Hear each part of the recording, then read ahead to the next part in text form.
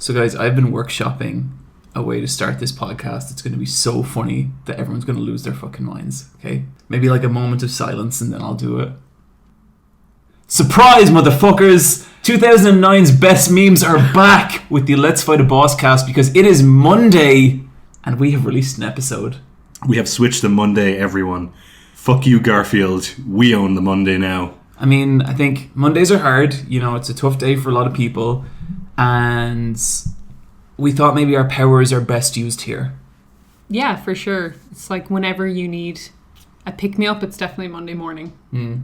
And I don't have any Monday podcasts. It makes me sad.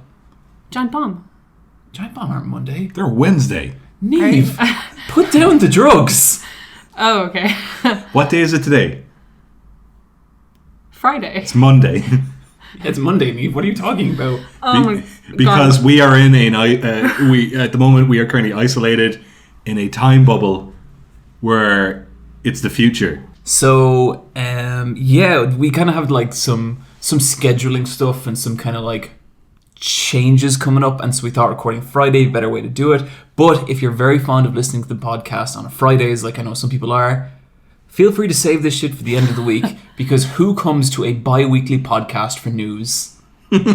So, okay, if you guys are at like the supermarket and you're maybe in a little bit of a hurry and like an old lady cuts in front of you, what do you do? Suplexer. I let her do it. Like, what am I going to do? I really like it when people cut in front of me because then I can fight them with words. I'd probably just give them a dirty look, but I won't say anything. Oh my god. With an old lady? It depends how old. Like, if she's old enough that she's like a little bit decrepit, I'm like, go on. But if she like pulled up in a Ford and is like, you know, pretty spry, I'm going to be like, no fucking way, grandma. And what do you say? Has this happened before? Oh, this happens to me all the time.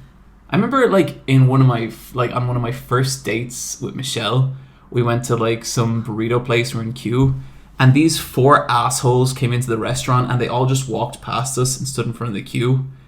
And then I was like, excuse me. And they turned around and I was like, you know the queue starts behind us, yeah? And they laughed. And then one by one, they all just stood behind me. And I felt so fucking cool. And later on, Michelle was like, John, that was so embarrassing. And I was so disappointed. That doesn't sound embarrassing. I thought I was cool because there was one guy left and I was like, this applies to you too. And then he did it. They all kowtowed to my might and all it did was piss off the girl I wanted to impress. Nice. Yeah. I remember one time, this happened when I was about 14 years old. I was in a supermarket. I was near the checkout. And you know how at the checkout they have sweets? Mm-hmm. So I was looking at the sweets and I was looking at the different chocolate bars. And an old lady came over to me and said, I saw what you did. Take that out of your pocket. I'm going to get the store manager over. And shit. I was she like, was calling you out? I was like, what? And she was like, you were shoplifting. Empty your pockets. And I was like, I was not shoplifting. I can empty my pockets if you want. And she was like, go ahead. I'm going to get the store manager over. And I'm like, well, how about you look at me first because I'm going to prove something to you firsthand. So I emptied my pockets in front of her. This sounds exactly like something that happened on the new season of Survivor. Really? There was this guy and he got really intense and he was just like, you have an idol to this other guy. And he was like, I don't. When would I have ever gotten an idol? And he was like, you do. And he was just like, I swear in my mother's grave. And he's like, no, bro, I don't want you to swear in your mom's grave, but I want you to empty those pockets. And it escalated until the guy had to take off his pants and show him his butt. The guy would not let it go. He had to show him his butt? Yeah, he was just like, the guy would not let it go. It was insane. Maybe the guy just wanted to see his butt? No. Really? No, this guy was just like super. But the guy was like, I know they don't actually have an idol. I was just causing I just shit. wanted to see his butt. Yeah. It's the beautiful game of Survivor. Just break down and just mess with someone. Maybe we're all in our own personal game of Survivor. Niamh, you say something like that every 2 months, and I never know what the fuck you're talking about. In the history of Survivor, the TV series, because it's on season 37 now? Jesus. 34 maybe? But yeah, pretty close. It's in the mid-30s. I don't know if it's above or below mid-30, but it's in the mid-30s. Has there ever been a bit where a survivor has begged the camera person for food? And have they ever put that into the final product episode? No, that has not happened. I just don't think they would, like, maybe someone has been like, yo, just like... It's definitely happened. Yeah. I'm sure there's loads of B-roll edit footage of just them begging the crew for chicken. But you should see them after the 39 days are over. Like, they've lost so much weight and they've been living on rice and shit. They're all disorientated and just malnourished. So I can imagine they'd be like... Because they start winning food later on in the game, which makes it all the worse. And, like, it's just something you're going to shit out later. I don't know why it's so important. Yeah. But it is. Nothing. But they're just like, oh, man, M&Ms. So... Before we go on with our regularly scheduled programming, I thought I'd introduce a new section to the podcast. Ladies and gentlemen, it's Bryan's old school anime reviews.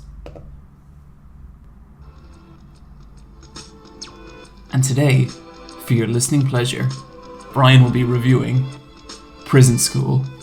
What the fuck is happening? Okay, guys, it's time for a media review on YouTube from late 2015. And it's your boy B-Dog, here to tell you about a little anime called Prison School. What? And I guess... Be quiet during his section. I'm doing a bit. Make it louder. I want to hear that fucking lo-fi at full blast, because I want the audience to get the goosebumps that I get when I watch Prison School. Wait, It's just transitioning. Keep talking. okay. Oh, yeah. Oh. No. Oh, yeah. The thing about Prison School is that you watch it, but in a way, it watches you. The great French philosopher Jean-Pierre Prison System. What? He said a lot about the way we view Oh my members God. of the prison community and how they're kind of in shackles, but we kind of are slaves to the screen when we watch anime too. And when Ladies we and buy gentlemen, those... that has been Bryan's anime review power hour. That was a whole hour. That was a whole hour. Why? When did this become a thing? It became a thing Why like wasn't 2 I years told? ago. I mean, I never watched YouTube. Dave, we've done one of these every podcast.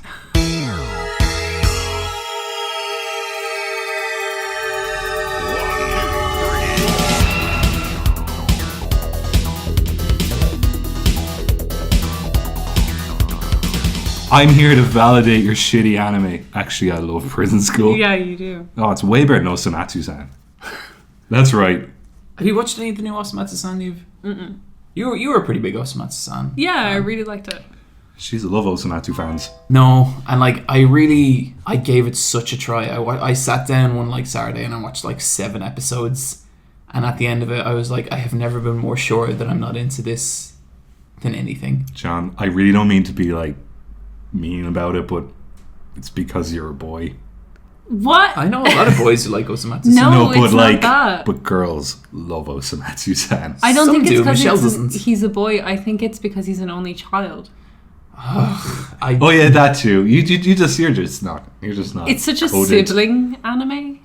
But I like it, but I wouldn't watch it. But it's just, it really, I just don't think it's funny at all. The humor, the funny doesn't click with me on any level. It is real dark humor. I love dark humor. I don't see it as dark humor. I see it as hey, it's, give me one of their names. Oh, Jushimatsu. Hey, it's Jushimatsu and he's eating a burger. Give me another one. Charamatsu. Oh, it's Charamatsu. Now he's eating a burger too. And then you do that for all 7 of the brothers, and 6. that's the joke. Yeah, whatever. Well, you know what? There's a 7th one. That's the joke, huh? Yeah. To me, it's people who think Flight of the Conchords is the fucking most groundbreaking thing in comedy ever. And it's yeah, it's good, but shut up. It's not that funny. I'm not saying it's bad. I'm just saying it's totally not for me. Okay. And I think it looks deadly.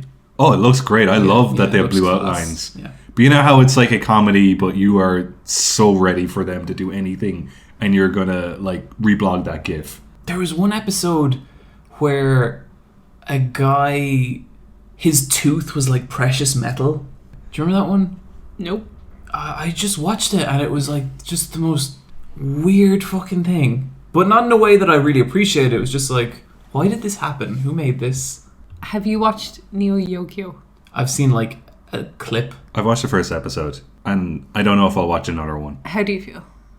I felt nothing. I feel with Neo Yokio the same way I feel about Sharknado, in that like I really don't like that the joke is that it's bad, because I just feel like it's like something that's trying to be a meme, and that's the only way. Like people are only going to like it ironically, and I think the people who made it know that, and I think that's a really soulless way to make something. It's made by the guy who quit Vampire Weekend, and I think he made it because his brother has a Netflix deal.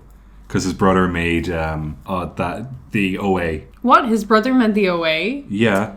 Yeah, I'd buy that. They're both gay brothers. I can't remember their surname. They've got a really, really unpronounceable surname, unfortunately. What do you think of it, Niamh? I don't know. I saw screenshots in isolation and I thought it looked really funny from those. Like people tweeting GIFs of it and stuff. Neo Yokio out of context in a still image is the best version of Neo Yokio. Yeah, that's funny. Like some of those quotes out of context are really good. When I watched the show, I was really underwhelmed. And like I've kind of seen reviews of it and stuff where people are like, oh, it's the perfect train wreck, and it's like, oh, that's exactly what it's like marketed as and designed to be. Where like if I'm gonna watch a shit show, like I want it to be like, you know, something like The Room, where like the person making The Room really believed in it and it kind of has a weird heart. Yeah. You know, that kind of way. Like it's not just this kind of cynical internet meme. Yeah, I'm sure Neo Yokio was storyboarded as a train wreck, which is that's not a train wreck then. Yeah. That's a stunt. It's not the same thing. I just don't know where it lies on certain stuff as well. Like sometimes it seems to be this criticism of capitalism, and then this other time it's this like slavishly devoted to the idea of it. I heard that it introduces ideas like that early on and then doesn't follow. Well, it's made by a rich boy from New York. Yeah, I guess it is. I don't know. I was hoping for something entertaining enough, and I came out of it really cold. Yeah, that's what it feels like to me. It feels cold with all like the signals that this is something you should talk about on Twitter. Niamh, I'm curious, how is Star Trek Discovery going? Good. Yeah? Yeah, this is my first go at Star Trek. And did either of you watch this? This No. is the Netflix one? Yeah, I Netflix watched one. the first like 5 minutes just because I was curious and I thought it looked a little rough. What? Yeah. Rough? Yeah. I think this is the best Star Trek has ever looked. I Well, haven't I seen kind of it. mean like across the board in terms of like dialogue and acting and stuff like that. Okay. I really like the cast. Yeah. It's got Doug Jones in it. Who's Doug Jones? Like he's a character actor and contortionist, and he plays Abe Sapien in Hellboy. He's in a lot of Guillermo del Toro Oh, he's films. Saru in this. Yeah. He always plays makeup characters, and he's tall and skinny. But you're having a good time with this, Niamh. Yeah, I really like it. Shaniqua Martin Green is playing Michael, and she is the new kind of lead character. I really like her. She's half human, half Vulcan. So her human side, kind of her emotional side, is interfering with her really logical side. I don't know. Trying existing between two cultures. Right. And the first 2 episodes has her with her captain, who's played by Michelle Yeoh, and they have such a great relationship with each other. I really enjoyed watching them on screen together, and I really liked Michael's relationship with Saru on screen. Like there's this really antagonistic one-upmanship happening. Like they keep cutting each other off physically with their bodies and with their words. The first 2 episodes seem like a prologue. And Jason Isaacs plays the commander, doesn't he? Yeah, and he comes into it in the 3rd episode. Okay. He's Lucius Malfoy. He's the guy in the OA who kidnaps everyone. Yeah. What's your guys' relationship with Star Trek? I've seen more than I think I have. Yeah. Yeah, I've actually seen a fair bit of Star Trek, but I'm not a Trekkie. But I know a lot for someone who isn't a fan. The cultural subconscious of Star Trek is huge. Yeah, absolutely. Does this fit into the canon of the feature films, the recent ones? I think this is set before, or maybe it's before the first one. But you know how, I don't know anything about But this. you know how the Abrams trilogy is an alternate timeline. No, I don't think it's anything to do with the Abrams trilogy. Okay. I think it's to do with TV. Okay. So all right. Yeah. But it has a lot of the style. It's marrying the 2 styles of the films and the TV series really well. And it's on Netflix, but it's not as a binge watch. It comes out weekly. Yeah, every Monday. That's pretty cool. I watched a little Bojack Horseman. Have you guys seen this? Yep. No. It's weird.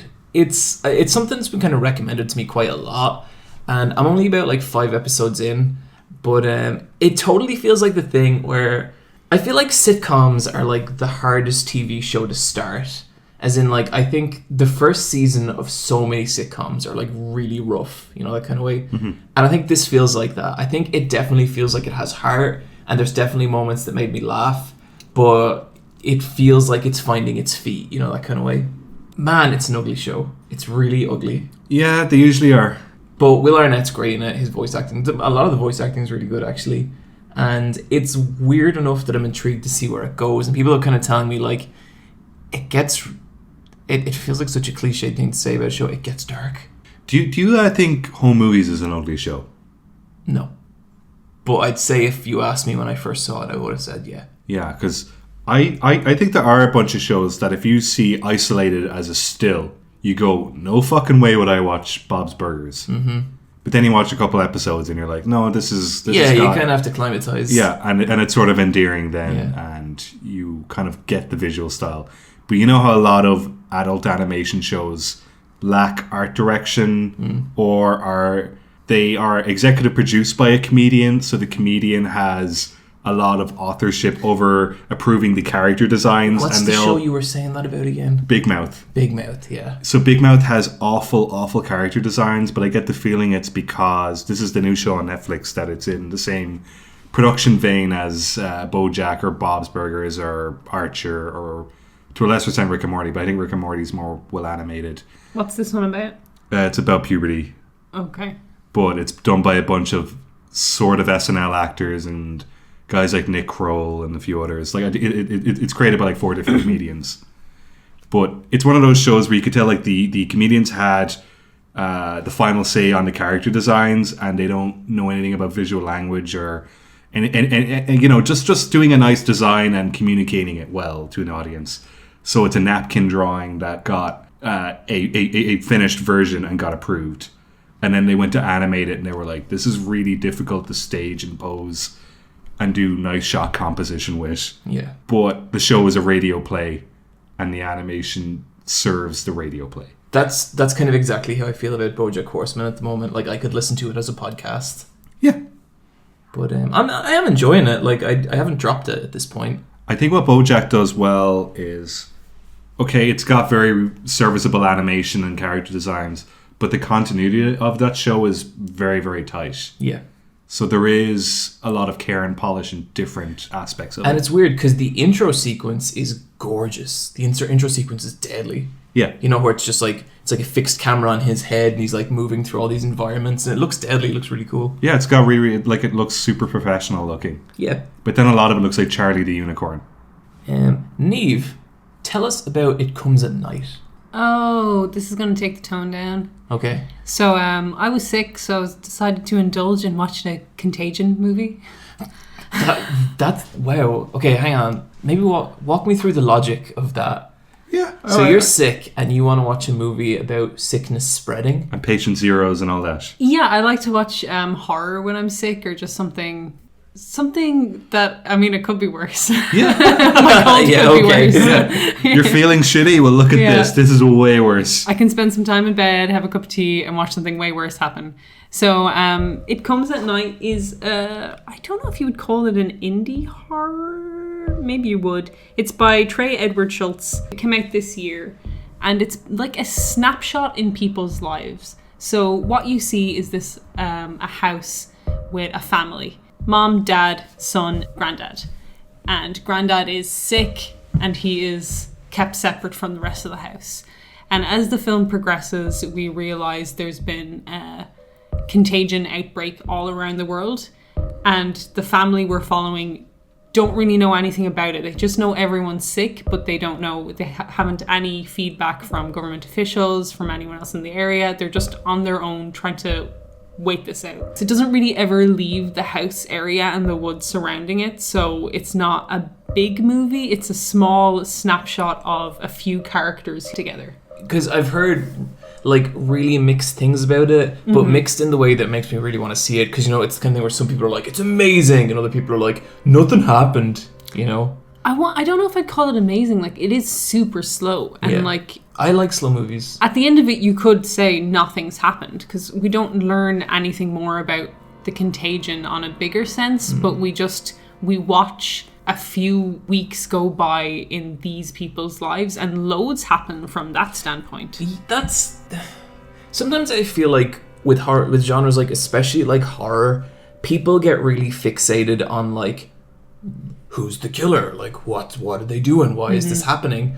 And to me with horror, that is so much less interesting than I guess how it makes me feel. Yeah, like because I want to be scared, I want to experience a thrill or you know, some negative emotion. And so it's odd to me then when people, I guess, criticize stuff for not explaining things. If you type in "it comes at night," the first thing that comes up in the Google search results is explanation or ending explanation. Yeah. There's nothing that needs to be explained. It just doesn't say anything about the bigger picture. You know what I mean? And I think people are like, because there's a dream sequence in it, people are like, what's the bigger story here? And there's literally none. What happened just happened. I've been watching so many videos about The Shining recently, and one of the things that keeps coming up is, you know, the photo at the end Jack's in? Yeah. People, there's so much, I'm like, what does that mean?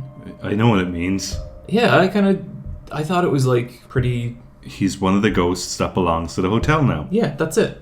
Like, he is the newest member of the Freaky Deaky Club.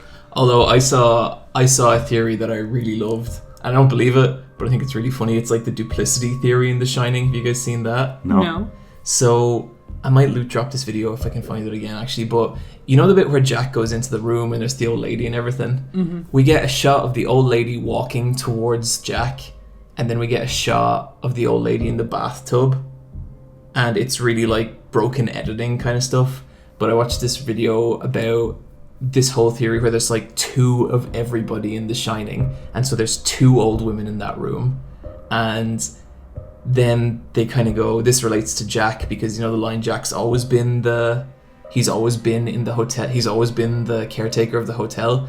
If you look at the start of the movie where there's that big panning shot through the hotel, there's a guy with his back towards the wall who's in like a burgundy jacket, and he's wearing like the exact outfit that Jack wears later on in the movie. So it is like he's always been there. Really fun theory. I don't buy it for a second, but I love weird theories like that in movies. Yeah, like he has very little evidence, but he's going off on a tangent here. It's a fun fantasy. Yeah.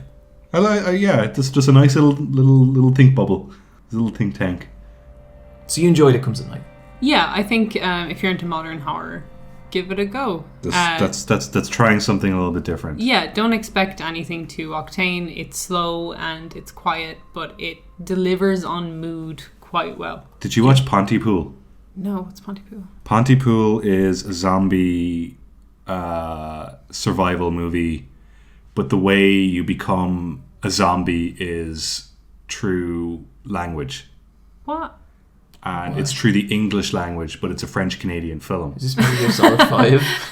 That's such a French film. It's just like you turn into a monster with the English language. So it's done through a French-Canadian radio station. They broadcast in French and English, but it's primarily in English, and then subtitled in English when they speak French.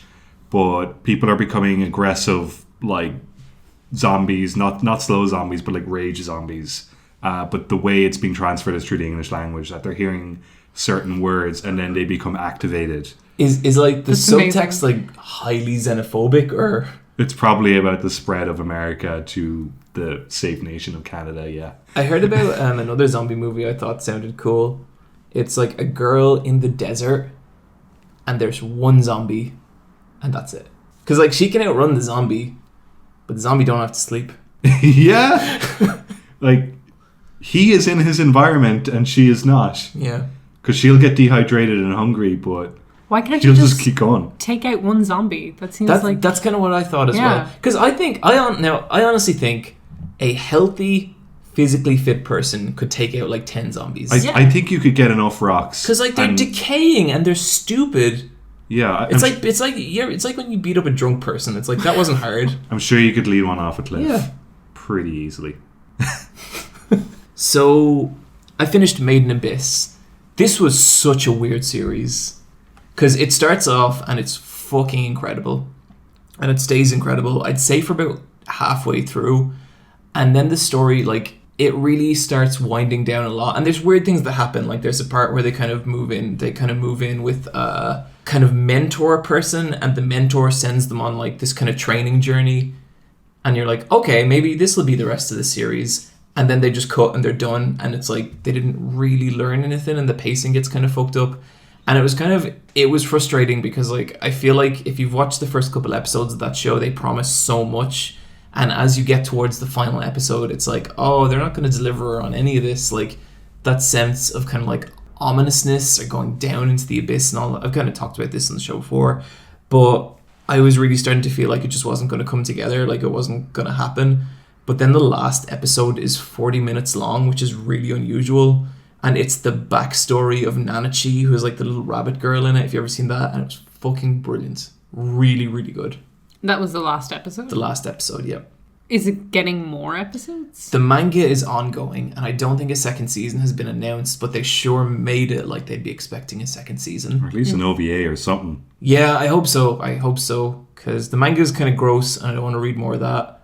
But I really enjoyed the anime, and like looking back at it and seeing how there's a weird tension with watching weekly narrative shows because you're always worried about if they're going to deliver.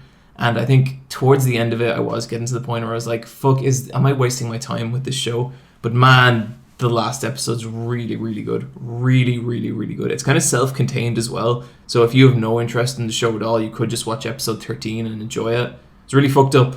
Really, really weird stuff. But I liked it. I liked it quite a lot.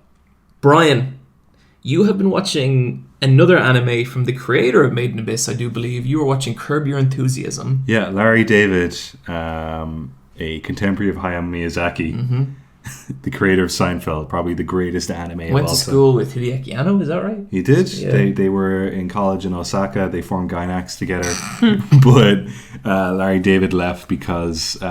creative differences? Yeah, he wanted to put Kramer in the plug suit, and they were like, no. Yeah. I know nothing about Curb Your Enthusiasm. You don't? Okay. I think it's an American phenomenon. I don't think it's as big over here. Or is that just me being crazy?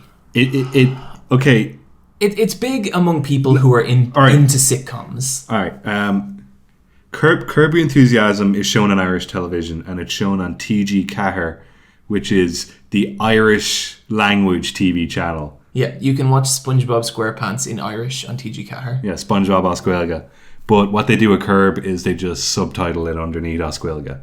Okay. And they also showed The Wire on TG Cahir. What? And they also show Breaking Bad, because TG Cahir is like, fuck it. We'll show whatever we want. Wow. TG Cahir is such a good channel.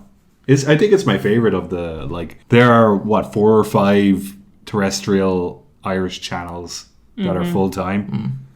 And I think TG Cahir actually gets the best selection. Do you know the general premise of Curb Your Enthusiasm? No, I don't know anything about it. Okay, it's about the semi-retired life of Larry David, who created Seinfeld in the 90s. Is it autobiographical? Like, is this serious? It's autobiographical, and it's not... It's humorous. Yeah, it's very humorous, but the way it's written is that, like, between season 8 and the new current season of season 9, there was a 5-year gap. And I think it's because he didn't want to make another season, but he also wanted to come up with new material. So he let a bunch of stuff happen to him, and then he wrote the scripts. Okay. But the way they write the scripts is they write a story, and the show is entirely improvised. And this show predates... Well, it actually came out around the same time as the Ricky Gervais Office series, but it's shot documentary style, but there's no cutaways of interviews. But it's shot handheld, very, very loose. It's usually 2 cameramen, and one's doing wide and one's doing close-up between the 2 actors. The kind of like the core... But they improvise. The core part of it is like Larry David misunderstands some small little like social ritual or some kind of faux pas. Yeah. And he pisses someone off, without realizing it or not understanding Yeah. why. And it's like all these weird little social situations that kind of collapse in on top of him because he's viewing them too simply, or he speaks his mind. So he'll say something and we as the audience go, we say something we shouldn't say, but then he'll actually say it. And it takes place in LA, but it's rich LA, and I think it's just a very, very sensitive environment. Especially in 2017, he is the least woke person ever. Is this still going? Yeah. And I think it's more relevant than ever because it reminds you of a certain... It just... He doesn't belong to his environment anymore, and he's a fuck up. he was one of the writers on Seinfeld. He created Seinfeld. Yeah, with Jerry Seinfeld, and a lot of the like super awkward humor in Seinfeld comes from him, and that's kind of what I like about Seinfeld's. Like, I'm not really into the kind of like poppier stuff I guess actual Seinfeld's brings to it. Yeah. And so this is kind of like that distilled down, and I really enjoy it. I can only watch so much of it because it makes me really tired, but it's when it's funny, it's really fucking funny. Okay, so in the latest episode of Curb Your Enthusiasm, there's a bit where Larry David is going into a building and he sees a butch lesbian woman behind him, and he doesn't know whether or not he should hold the door open for her.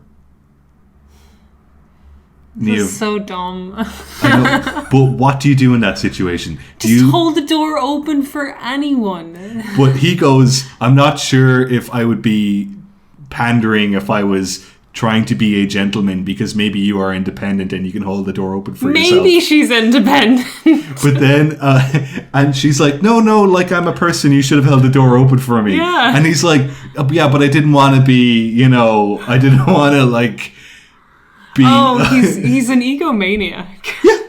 Okay. But like the kind of thing is like you're watching him do this shit and you're like, oh Jesus Christ, like that's just the entire show all the time. But then sometimes there's stuff where something ridiculous will happen and he'll behave in a normal way. Like then later on in the episode, a guy's parakeet dies and the guy's really, really upset. So Larry sends him a text message to say, hey, I'm sorry, your parakeet died. But the guy's really upset because he's like, you should have rang up because my parakeet died. I love that bird. Oh, okay. And what Larry had said was, I'm sorry your parakeet died, but at least I'm still alive. Ha ha ha. Like, just but the guy the guy took huge offense to that. One of my favorite instances of it is like his wife is arguing with him to like they're going to a surprise party and he's like, Larry, we have to go to the surprise party, we have to leave now. And he makes a point of taking 2 minutes longer than he should just to be like, it doesn't matter, it's fine. And then they arrive at the surprise party just as the person whose party it is arrives. And he's like, Larry? What's going... Is there a party in here? Is this a surprise party? And Larry's like, no. And then he goes in and like everyone's like, surprise. And the guy's like, doesn't matter, Larry ruined it for me. And it's just... it's just shit like that, So anyway, with the lesbian, it gets worse. God. It gets worse. So she's the butch lesbian, and she's about to get married, and she's talking about the wedding that she's going to have, and he's like, so who gets the Here Comes the Bride song? And she's like, well, I'm getting it. I'm going to wear a dress and my dad's going to walk me down the aisle. And he's like, can I see a picture of your fiance? And she shows him a photo, and it's a more femme-looking lesbian with long hair in a dress. And he's like, that's the bride, you're the groom. And she's like, no, like I'm the... and he's like, no, you're the groom. And she's like, no, but she wants to stand at the top, at the bottom of the aisle, and I'll walk down to her. I've had this exact conversation with my parents. Really? Yeah. They're like, and are you both wives? Yes. You could be whatever you want. It's your wedding. I can't wait to see what you wear for your wedding, Niamh. Yeah. I really hope it's like Star Wars robes.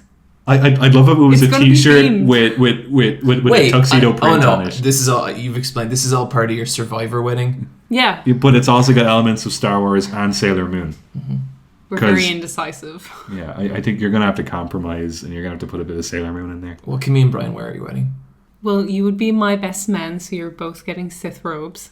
Whoa! Can I get like a sick mask and a scary voice modulator? Well, I'm the bride, so no. She has the voice modulator. Oh.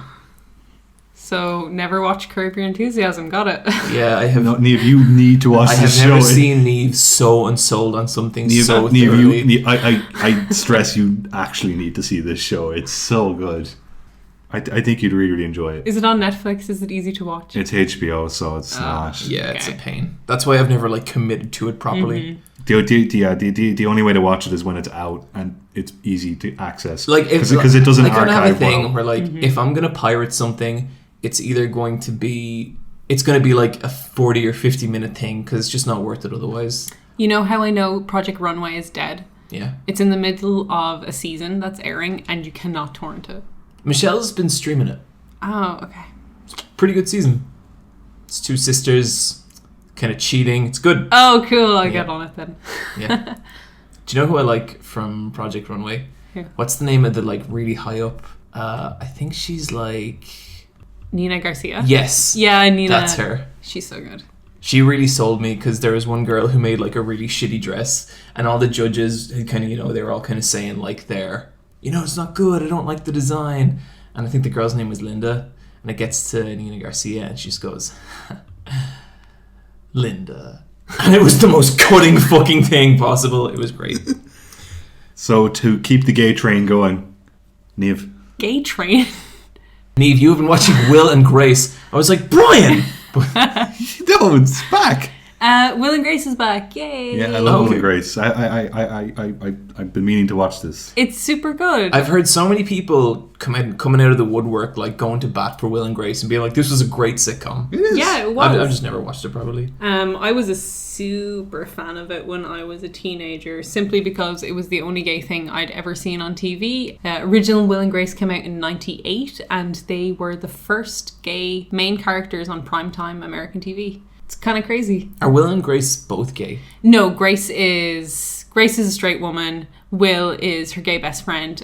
Jack is another character in it who's also gay. Jack is fucking brilliant. Karen is immortal, which is really good. Yeah. Karen is like Kenneth from 30 Rock, where it's kind of hinted at that she never ages and has been around for like years. Oh man, I like it when things do that. It's really good. I was just really happy to see them back. So they were the first like gay main characters, and that came after Ellen. She came out on her sitcom, and then the sitcom got cancelled. Yeah, I watched a documentary about that one, so it was really sad. But it's just cool to see it back because we still don't have a lot of gay main characters on TV, and it's still just like really unapologetic about it. And I had a great time.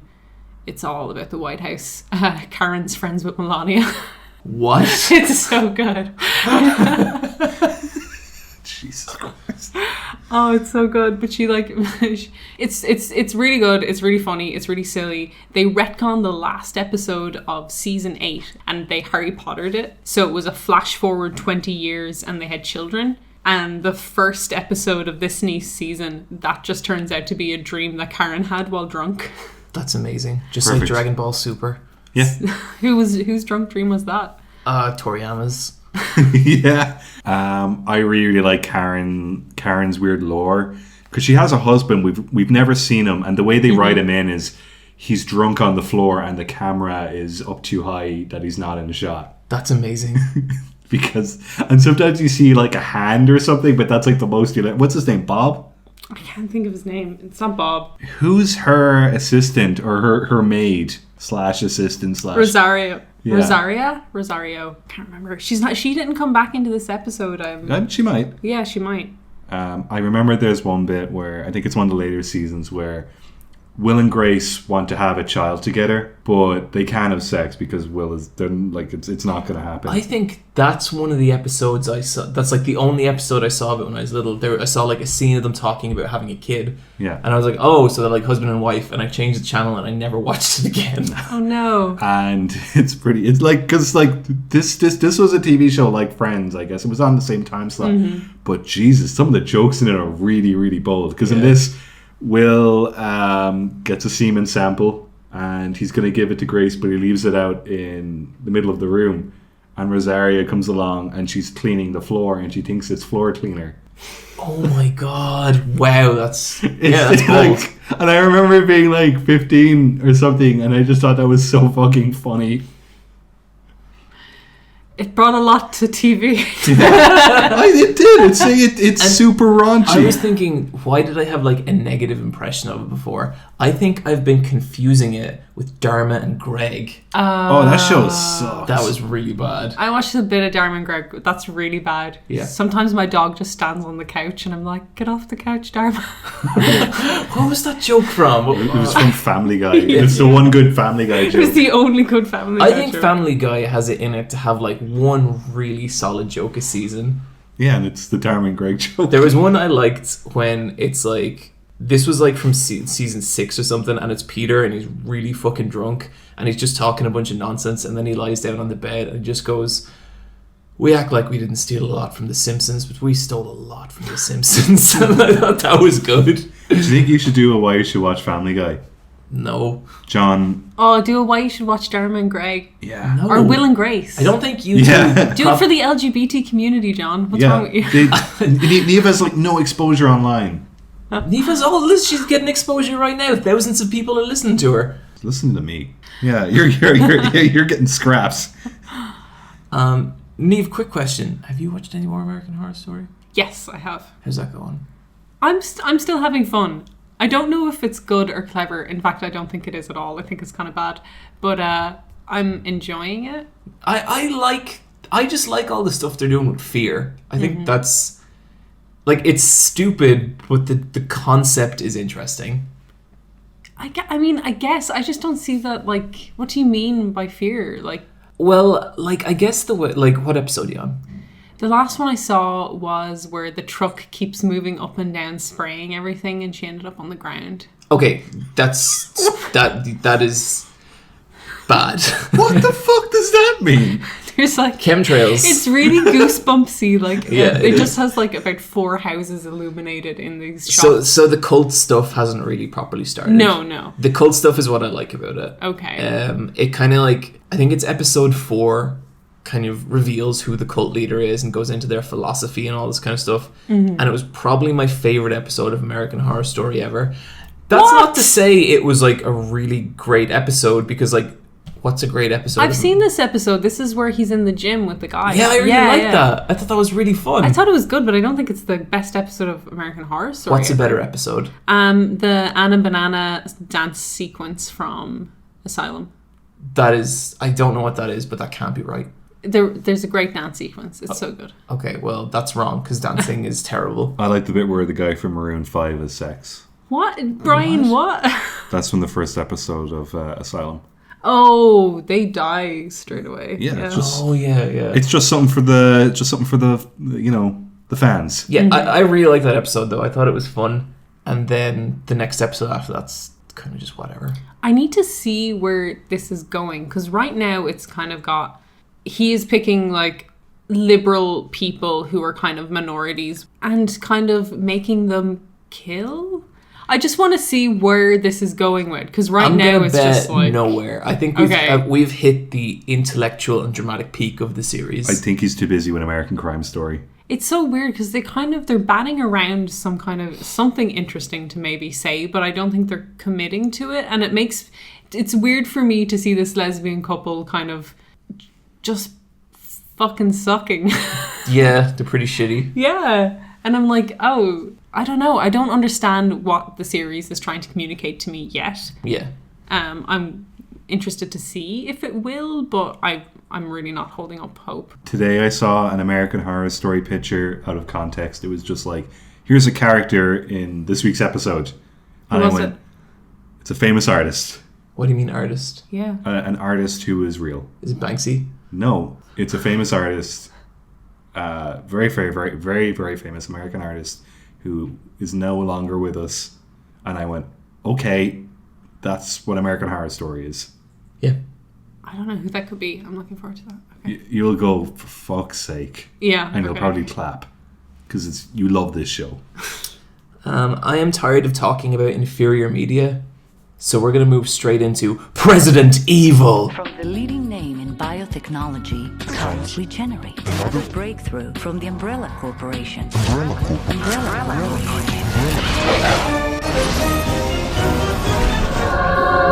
Resident Evil. So this week we watched Resident Evil Retribution. So in this one, Alice has saved a bunch of clones from a ship. Resident Evil Retribution is a direct sequel to the previous film, Resident Evil Afterlife, and focuses on Alice, captured by the Umbrella Corporation, forcing her to make her escape from an underwater facility in the extreme north. The film has many returning actors and characters, along with new characters from the video games not featured in the previous films. There we go. That's a really bad synopsis. Yeah, But very bad. good reading of it. But that's what a Resident Evil character would sound like. So, I love this movie. Really? Yeah. I loved this movie. This was so much fun. This was Resident Evil with all the fucking bullshit cut out. No character development, no plot, just weird scene after weird scene. I can't believe they showed that. You know that shot from Resident Evil 1 with the woman getting her head cut off by the elevator? Yeah. They've showed that shot 4 times in this film series. They're so proud of it. They're really married to their own lore. They keep referencing themselves consistently. This movie may as well just be a mirror of the very first movie because it's Alice moving through a underground facility to get out. Mm-hmm. I feel like this film is just this weird, like, clone of all the other movies, but in a way that's so stupid and so ridiculous that I really enjoyed it. Why are you like... Okay, you know how I put out that photo on Instagram? Yeah.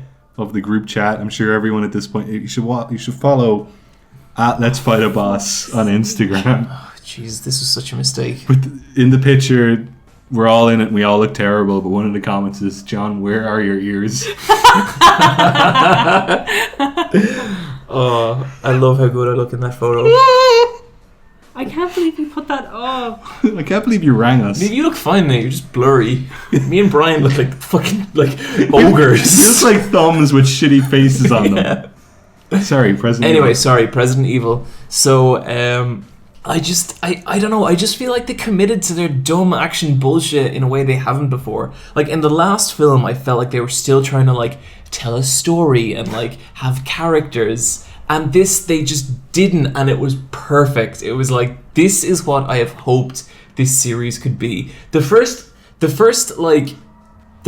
8 minutes of the movie is just a zombie movie from a completely separate film. Like, it's just a regular zombie movie, and then it turns back into a Resident Evil film movie, and it was exceptional. And you got Jill Valentine, you got Wesker, who, and I didn't know this, who lives in the fucking office and is actually the president of America now. When I named this series for this podcast, I didn't know that Wesker was actually going to become the president of America because the games have never had the balls to do that. You heard me, Capcom. Your fucking move. I'm glad you liked it. Is Chris Redfield in it? No. Leon's in it.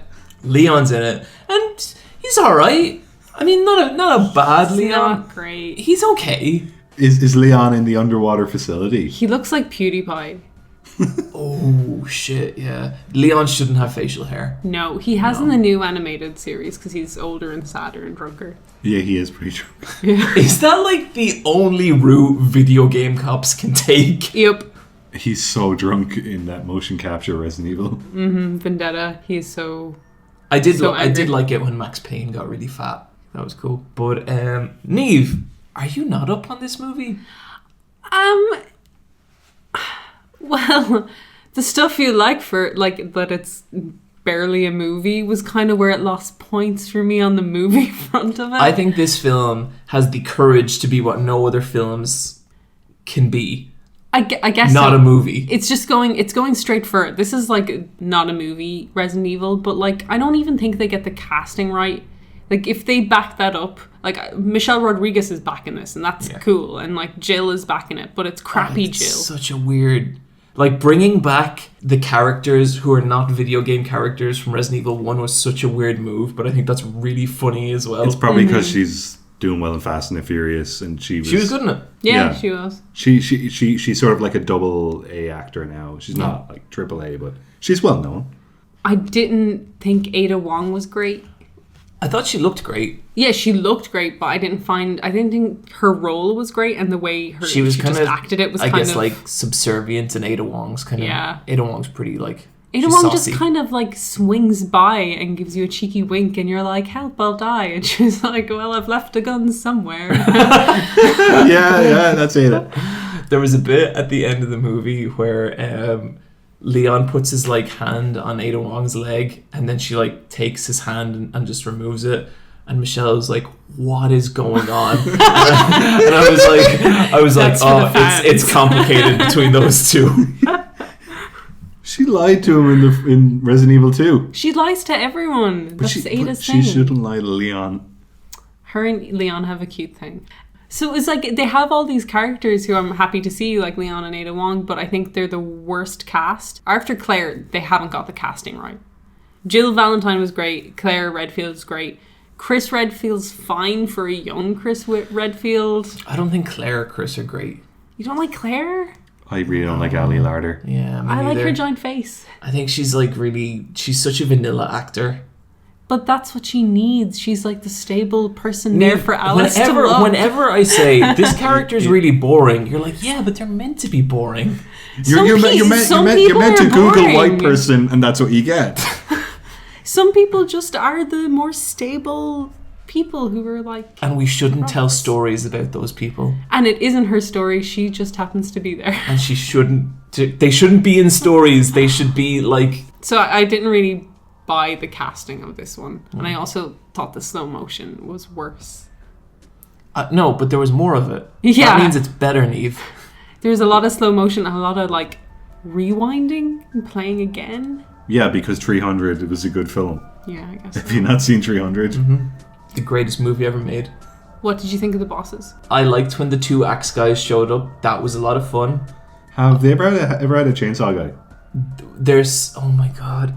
There's a sequence in this where like Russian army zombies show up. Like they're zombies with machine guns. And like it's so fucking weird because they're in like they're in Japan, but they're in a virtual reality Moscow. It's so fucking weird. I liked the giant brain dog as well. That was fun. The like yeah. In Resident Evil 5 they have guns at the end, don't they?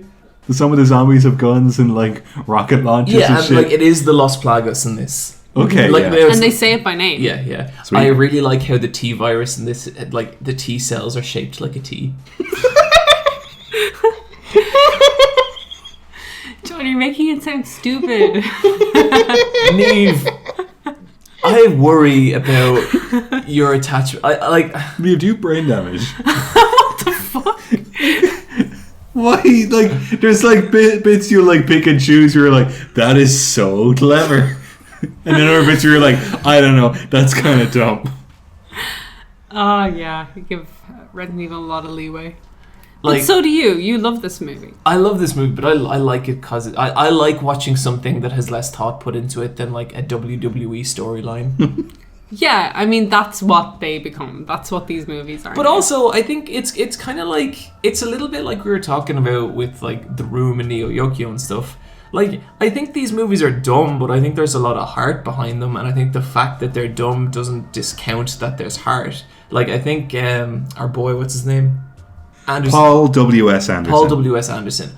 I believe he believes in these movies. He loves making these, and he's just doing it like the way he wants, and he doesn't give a shit about the video games anymore. And I think that's awesome, and I feel his passion, and I enjoy it. For as corny and as silly as it is. Well, yeah, because at this point it's him and his wife making these movies together, and they have a whole team. God, some of the CG in this one is fucking awful. It really is. And some of the wire work. Like, I'm not good for it. Oh my god. There's a slow motion section with Jill at the start, and I don't know how you make that woman look bad, but they found a way. That's such a bad outfit. Like, a cosplayer could do that so much better than she has. Yeah, because like the first Jill outfit was like an amazing cosplay. This one's like a really bad cosplay. Ada Wong's the same. She looks like an amazing Ada Wong cosplayer. God, I wouldn't be surprised if she was. I wouldn't be surprised if he's like searching the Resident Evil tag on Tumblr and just picking the actors and being like, this is way easier. All they have to do is stand on their mark and say their line. There's some stunts happening. So, John, how many umbrellas do you give this amazing movie? Okay, so I've run through the numbers. So I think starting it off, 4 stars. 2 stars for Jill Valentine, as we've established. 6 out of 5. Got to knock one off because it's blonde Jill. 5 Then out I of got to 5. knock one off because Ada Wong looks great. Doesn't really act like Ada Wong. 4. But then Albert Wesker became the president of the United States of America. 5. 6. It's a 6 out of 5. This is the No, top no. ranked President Evil. So, Fuck yeah. okay, gonna try and run down the rankings here. Number 1 of President Evil is Resident Evil Retribution. Which is the 5th film. That is the 5th film. This is where the real shit starts. Number 2, we got Resident Evil, which is the second Apocalypse. one? Apocalypse. Yeah. That's number 2. Number 3, we have Resident Evil Afterlife. Number 4, Resident Evil Extinction. Extinction. And then number 5 is regular 2001 Resident Evil. Niamh, you look upset by this. It's just not your list. It's just, yeah, it's not my list. And I think, like, Apocalypse, it's the best movie. It is, but it's still trying to be a movie, and that's stopping it reaching its full potential. Okay. He's got a point. Yeah, I guess so. It's a video game franchise spin-off movie. Okay, this is not how I expected this to go, but I'm okay with it. This is like an episode of Black Mirror. Like, I'm into the series, you've got what you've wanted, but it's all wrong. Okay, I'm gonna be curious to see how you'll feel about the final chapter. That's the next one. Okay. So John has one official Live action, yeah. action. But then will he do the motion capture one? Yeah, there's Yeah, 3 motion. we're going to be doing some bonus rounds. Yeah. Okay, yeah, all right. Niamh, I have something that I think might cheer you up. It's our strategy talk!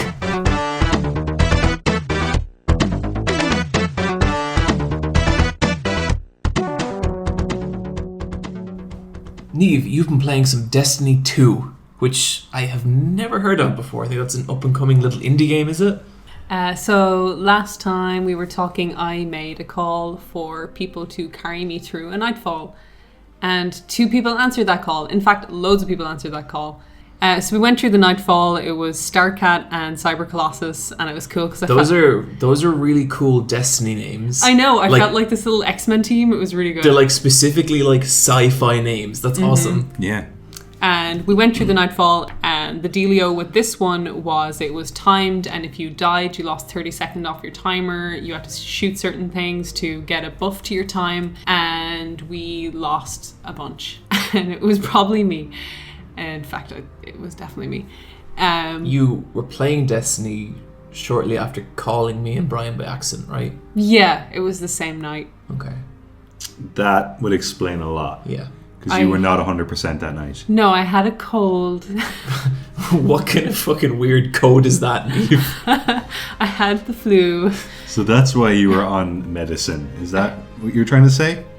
I was having a beer and I had a cold. And I got through the nightfall. And they really got me through, and it was really great. But it's got me hungry. Like, I'm level 275 right now, and I want to get raid ready. I watched Giant Bomb play 20 hours of the raid. Did you watch all 20 hours? Yeah. Man, I flicked through parts of that. They seemed so upset at each other. It was so interesting because I had deadlines all this week as well, so I could watch it continuously. They started off so happy to work with each other, so like, oh yeah, we figured it out, nice. By the end of the second session, toward 6 hours in, they were just like, yeah, okay, someone isn't doing, everything had gotten super tense, and people were just like, just give up, you aren't high enough powered to do this. They came back for a third session and they finally did, and it was great to watch. Like it's a long watch. It is 20 hours of footage. It was really, really interesting just to see them all grow. I heard them talking about it on the podcast, and they were saying it was really akin to like a team building exercise. That's super interesting. Maybe we should do it. Brian, what's your light level at in Destiny? 500. Oh, fucking wow. Okay. Yeah, I'm really, really, really, really good at density. Yeah.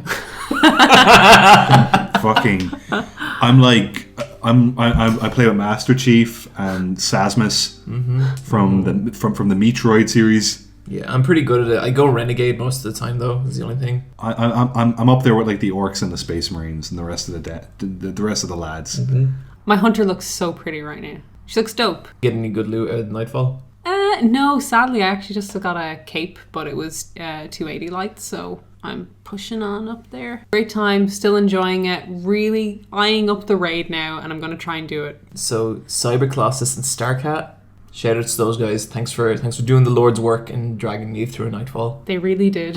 What we'll do again on the Let's Fight a Boss Twitter is we'll tweet out our personal Twitter handles, and if you go to Niamh's, which is Fall Dogs. Mm-hmm. Yeah, if you wanna connect with Niamh on PSN, you totally can. A few tiny little hoops to jump. We don't want to make it too easy, but yeah, she's totally there. Brian, we have been playing Danganronpa V3. Yes, but I have to come clean. I've only played a tiny, tiny bit of this game. Hey, look, life's hard. Things get busy. You don't always get to play as much as you want. I've only played I'd say maybe 2 or 3 hours. I'm not even at the first trial yet. Are you playing this on the Vita? I'm playing on the Vita. You're playing on the PS4. Yeah, I want to talk about that a little bit. That is a weird looking game on PlayStation 4. What made you get it for PS4? I wanted to record parts of it. Okay, fair enough. And there's nothing you can do to record off of Vita. Yeah, there's no way to capture Vita footage easily unless you're you've got a reporter and you have the resources. But honestly, I downloaded it first and I really, really regretted it not getting it on a Vita because there are certain little visual tricks in that they use that I think work fine on a small screen but look terrible on a large screen. Brian, at the start there's a kind of chase sequence. Yep. And they're really trying hard to convey movement with these PNGs. And it looks so bad on a big screen. I was like, this was such a fucking mistake. I'm not sure what it's like in the PS4 version. On the Vita version, there's a lot of low-res textures and patterns. And even on the Vita, which is, it's a smaller pixel amount screen, they're QC fails. It's not good. Yeah. Why is that happening? Danganronpa is super popular. Because they're cheap games. It's made for Vita, first of all. There's nothing about this game is PS4 ready. And yeah, there's just a lot of stuff like that. Now that said, when the game settles down into its regular kind of routine, it starts to become visually more palatable because it's just you talking to people. And in those instances, games got style. I think the game, as technically rough as it is, I think stylistically it looks pretty cool. Yeah, I love the Danganronpa series, and this fits in nicely. It does. It's always kind of nerve-wracking starting a Danganronpa game or any kind of murder game because they live or die by their cast. If the cast is boring, there's no point to play at all. I think the cast of this one, so far, really fucking cool. Really interesting, juxtaposition between how they look and how they act. Yeah. And what they are the ultimate of. Yeah. I think our favourite is the ultimate tennis player. Yep, he's the man. Who is a 4-foot boy with a pointy skull beanie cap, and he's he took down the mafia and acts like a mafia don. And he just has a lot of really, this isn't what it was like in prison. That's his personality. But he's so good at tennis. Yeah. I don't know what the fuck. Is this game kind of a waifu game? Oh, totally. Yeah. Can you romance someone in it? Yeah. Oh, okay. You get special intimacy cutscenes. Oh, yeah, you do. I remember in Danganronpa 2, they didn't really have that except with Chiaki. The kind of top friendship level with her with that was an actual date. Oh, I didn't get a date with Akane. No, you wouldn't. It's only with Chiaki that you get Niamh, the what's date. that? Hang on, sorry, Brian. What's that face? The last thing that happens in someone's run is a date. You should play a BioWare game. There's like butts and boobs everywhere. She got a point. That's gross, Niamh. It's because it's not anime. That's a little too real for me, honestly, Niamh. Like, I'm not really... I don't know what I'd kind of do in that For situation. me, I just want a sweet, innocent, happy drawing. I don't want, like, a 3D rendered nipple flopping in my face. Yeah. And, like... I want to conceptually kiss a girl. I don't want to kiss a fucking girl. Yeah, barf. Yeah. That's grossed me out now. Where do you think this game is going? I have no idea, and Okay. that's what's got me excited. But that's kind of the fun with Danganronpa, especially. Like, Danganronpa is a game that's really good at throwing you curveballs. Mm-hmm. Like, the last, 2 hours of Danganronpa 2 are, some of my favorite narrative shit from any video game, because it goes so fucking insane. And then... Because, there was a point in Danganronpa 2 towards the end where I was like...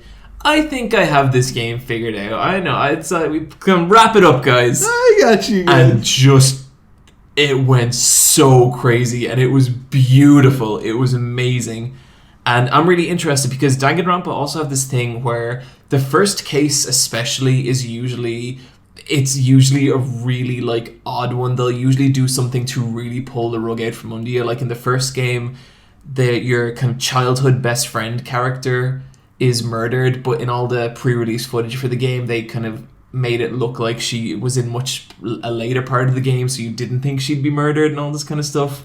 And then it turns out she was trying to murder you, and it's so good. Yeah. But so yeah, I'm really looking forward to the crazy shit in Danganronpa 3. I'm basically I'm all in with Danganronpa. I love it, and I'm just like, okay, game, show me some fucking weird stuff. They do a cool thing in the first one. If you don't know Danganronpa, the whole idea is you're there with 16 other ultimates, and they're all the best at something, and they're in a private school academy. Yeah, being trapped by this evil mechanical teddy bear, and the only way to get off wherever you are, sometimes it's an island, sometimes it's a school, sometimes it's a whatever, is to murder someone else and get away with it. So someone will be murdered, and they'll hold a class trial, and they'll all vote on who they think the murderer is.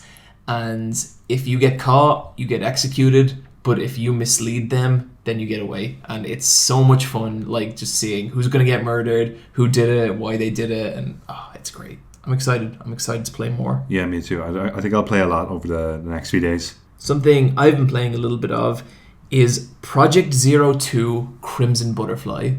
Have you played this, Niamh? Yeah. Yeah. This is a good game. I don't know. Oh, okay. Yeah. Oh, this here we game go. looks incredible. For a PlayStation 2 game, it's beautiful. But I'm not that far in. I'm an hour and a half in maybe, so maybe it just hasn't warmed up. But it is just not scaring me at all. Okay, so what's the premise of this again? The premise is that you're two twins, you get lost in a spooky village. Yep. And one of them disappears. I love that the twin you could basically pull along has a limp. And you're like, come on, faster. Let's get there, girl. Yeah. So that has some good scares though. It's just not scaring me. It does some cool, there's some scares where I'm like, yeah, that's cool. And this is the one where they put the camera over their face and they can see the ghosts. Yeah. Is Project Zero also the Fatal Frame? Yeah. Yeah, okay. Yeah. It's the same series. Yeah, so I think it's Project Zero in America. I think it's Fatal Frame here. I remember going through an entire room in that and then finally putting the camera up to my face, and there was this old man who had crawled all the way in front of me, and it scared the crap out of me. Yeah, the gameplay mechanics lead to some good kind of jump scary bits. But I don't know. I just feel I don't know who these girls are. I don't know why I should care about them. It's kind of...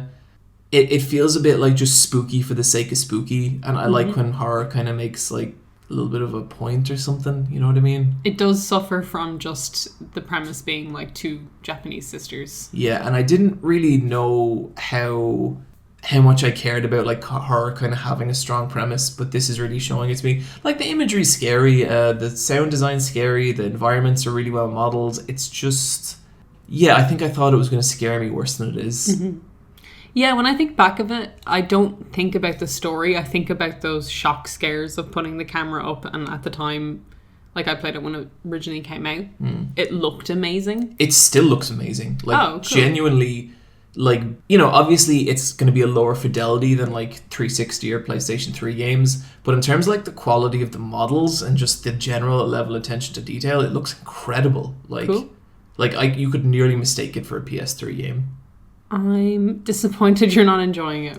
Me too. I was really, but like also an hour and a half in, so Yeah. maybe it hasn't hit me yet. But I think if its main thing is like its game mechanics manipulate you into jump scares, still gonna play more. So moving swiftly along, you two both got the SNES Mini. Is it the SNES Mini or the SNES Classic? Well, it's called the SNES Classic Mini Mini. system. Okay, Niamh, you never had a Super Nintendo, No, none. so I'm especially curious how you're getting on. Okay, I'm gonna let Bryan go first. Okay. Yeah, I had a Super Nintendo growing up, and I still occasionally play my Super Nintendo. It's still the exact same one from 1995. They last forever. Yeah, they do. I think the SNES Mini is fantastic. The controller feels exactly the same, and I think it's a comfortable controller to hold. I beat Donkey Kong Country in under 2 hours. That game took me a year to beat when I was a kid. Yeah. But that's not like I was watching speedruns of it afterwards, and they can get that game down to about 30 minutes. So yeah, it's not a long game at all. So I played Donkey Kong from start to finish, and I played a few of the other platformers, and I've started Secret of Mana. So I'm playing about 5 games at the How are you moment. getting on with Secret of Mana? I'm having a lot of trouble with the menu system in that game because Yeah, the menu system's a nightmare. that game is good. Kind of some of the SNES games have aged well, and some of them haven't aged as well. Yeah. And Secret of Mana, I can see why they're doing a remake of that game. Yeah, I think like there's a lot, like I'm very nostalgic about Secret of Mana, but even like I was watching some gameplay footage of it recently, and like the hit detection's really bad. Yep. It's very difficult to tell like if you're gonna like really land a critical or not and all this kind of stuff. I think the atmosphere is fucking fantastic. I think it's beautiful. The music's amazing. And I think that's what it sells you on. I don't think the game plays especially well, especially when you stack it up to like Chrono Trigger or Final Fantasy VI. I'd love if Chrono Trigger was on the SNES Yeah, Mini. It's such a shame that it's not. I think it's a huge detriment to the system. But it's got 2 of my favorite games ever made, and those are Kirby's Fun Pack and Super Mario World 2 Yoshi's Island. I think those are 2 of the greatest video games ever made. Yeah, I never really played the Kirby one except with you that one time. Yeah. But Yoshi's Island 2 is fucking amazing. That's such a good game. Sure. Niamh, how about you? I'm never gonna play Yoshi's Island. Should. It's really good. Why? I don't like Mario. Just You you love have Mario. the game. Play it. I don't You like Super. This. I don't like them. Okay, Sometimes when we talk about Nintendo, It's barely a Niamh Mario turns into game. like a 14-year-old who just bought Crash Bandicoot 2. No, I just like I'm always trying so hard to like Mario, and That's not true. I have bought I've bought a Switch, I've bought 3DS, and like it's like everything I like on those platforms are not Mario stuff. You went on last year how much you like the 3D Land game. Yeah, because I got it for free. do you think you'll get Mario Odyssey? Yeah, I'm gonna buy Mario Odyssey. She loves Mario. She loves Mario. She just can't say it. I just know. You're gay for Mario. So I really love the SNES Mini. Yeah. Yeah, surprisingly. What are you playing on it? Yeah. What am I playing it on? Playing on it. Yeah. What games? Contra 3. I'm so bad at Contra. Yeah, I'm terrible at that game. I've gotten really into that because I really sucked, and I was like, oh, okay, I'm going to try and get better at this. So I've been playing that on and off. I think it's Castlevania 4. Oh, I love that game. That's a really, really good It's Castlevania. that Super Castlevania? Yep. Oh, Yeah. That's... Man, what a fucking good looking game for that time. Like all the like rotating and scrolling shit they do, it's so cool. That's really cool. And I am playing... I've had a little bit of Final Fantasy VI, but it's never going to stop weirding me out seeing it written down as Final Fantasy 3. Yeah, that's bizarre. It's very odd. So strange. I played a little bit of that, but I also have it on the Vita, and it's the PS1 version of it on the Vita, and I think that's a bit better. Probably. Yeah, I think they're pretty close to being the same game. Yeah. Also, I've got it on the Game Boy Advance as well. Yeah. I actually, a bunch of those SNES mini games I already own on the Game Boy Advance. I own them all on emulators. John. I know, but I was a teenager and I needed shit to do, so I played every Super Nintendo game. That's how you found out about Yu Yu Hakusho. That was, yeah. How? What? There was a Yu Yu Hakusho SNES game, and John was like, "What the fuck is this?" So then he used a little app called LimeWire and downloaded some anime. It's all my Yu Yu Hakusho video, Niamh. Yeah. And, well, my friends, this is why you should watch Yu Yu Hakusho. I like the SNES Mini. I think it's way nicer than the NES Mini. I thought the NES Mini felt light and kind of crappy. I think this has a way nicer build quality to it. Or at least it feels a little heavier. Yeah. It didn't come with a poster, which kind of sucked. The NES Mini came out with a big fold-out advertisement from the Times, which I thought was cool, and this one doesn't have it. It also doesn't have a plug socket. No. It just has a USB.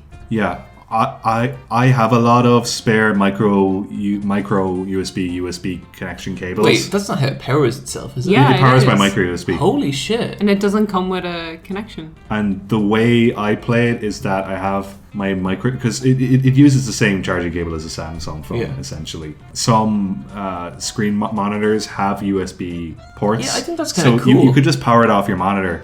My monitor wasn't strong enough to power it, so I had to go straight to a power source. Oh, that sucks. Yeah. Okay. But the NES Mini had a power cable, so they kind of took that out as well. So they took a poster and they took a cable out. But I think it's a better machine, and I'm having a way better time. And I think it may be because the games on the NES were crap anyway, and the games on the SNES are much better. So I kind of think this. I think like a lot of the games on the NES have aged pretty poorly. I think Mega Man 2 is still an amazing game. Mario Land's pretty good, but the Super Nintendo version is better. Yep. But yeah, I think like, and especially like the selection they went with on that console, there's so many fucking good games. Niamh, you were asking whether to play Earthbound or Secret of Mana. Yeah, which one?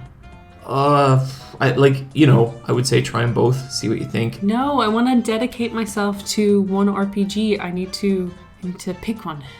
I think Earthbound is a much better game. Okay. Yeah. Like all round, it's a better game. It's got a much better story. It has a succinct battle system.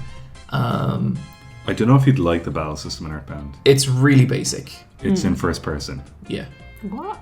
Yeah. You don't. There's no animation. No. There's a picture of the enemy, and it'll shake when you attack it, and the background tiles will do like a nice trippy visual. The art's cool though. Yeah, like it's lovely. They're really like, all the enemies look like characters from like a Saturday morning cartoon. Yeah, it's super charming. Yeah. I might go with that then. But then Secret of Mana, like I think Secret of Mana is rough, is kind of rough experience. I don't think the battle system or anything's very good. But God, you should just like put it in just to like walk around the forests and kill some rabbits and hear the music. Like that's still pretty magical to me. Will do.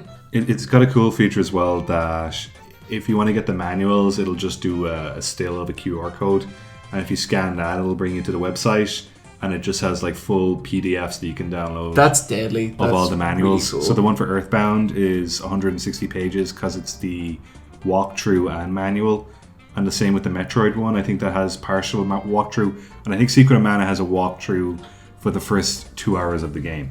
And then after that, you're on your own. Yeah. It's actually a game that's really easy to get lost in as well. Yeah. You know, the Secret of Mana's got a lot of holes, but I love the shit out of it. I really appreciate I do like that games have walkthroughs or partial walkthroughs. Like, you know how Pokemon Red and Blue have it? Yeah. They have like the first 2 gyms, and then they kind of go, and the rest is up to you, buddy. I think it's a nice way of, and it's completely optional. Yeah. I'm really glad you're enjoying it, Niamh. That's Yeah, cool. I'm surprised, but I'm having a good time with it. I'm a little put off by your reluctance to play free games that are right there in front of you. I just don't even like looking at his face. Mario? Yeah. He's not even in. Well, like, he's a baby in Yoshi's Island. Some people are super critical of the audio file of Baby Mario crying when you take damage when he's in the little bubble. You know a good solution to that? Never get hit. Yeah, that's true. Okay, fair. Talk shit, but you get hit. Yeah, so. talk shit, get hit. That's how it works. And it's cool that it comes with 2 controllers, so you can play Mario Kart right away with a buddy. Yeah. How long are the controller cables? They're longer, but not that long. Yeah. Yeah, they're I'm playing it at the desk, at my computer desk, so it's quite comfortable. Yeah, I'm doing the same. But it's cool because those controllers will also work on a Wiimote, and Wii and Wii U games will support that controller. So you could play Mario Kart 8 with a SNES controller. Why would you want to do that? Yeah, why would you do that? I'd want to do it. It's something I would do. Yeah. But I also have a Wii Classic controller, and that'll plug into the SNES Mini, and I can use that as and that's a more ergonomic controller, so I can use that too. I think that's kind of clever. Yeah, I kind of want to get my dad a SNES Mini for Christmas, because the only game he likes in the entire world is Legend of Zelda: Link to the Past. Aww. But I think I'll be able to get one. I think they're like really, they're not too limited. They're saying that, but like there's more around, but they're still all sold out. I've seen them on eBay for like £100. Yeah. And it's like, that's not so bad. Like if I was stuck, I could get one of them. But Yeah. The profit for the scalpers is not as high as the NES. Yeah. No, absolutely not. A NES Mini is more expensive than a SNES Mini right now. I think that's everything we played, so we're going to move straight on to our Quicktime Events.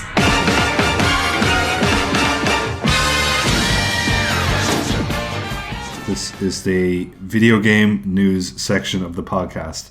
The latest news. You've not heard about this news until now. No, this is all going to be world-shatteringly new. Warner Brothers makes controversial memorial DLC for Shadow of War free. Great. This is Yeah, that's probably what you should have done from the start. This is the best response to a shitty marketing ploy. Yeah. They were basically like, sorry, we didn't deal with this well. We're making a one-time contribution to the family, and the DLC will be free from now on. Mm-hmm.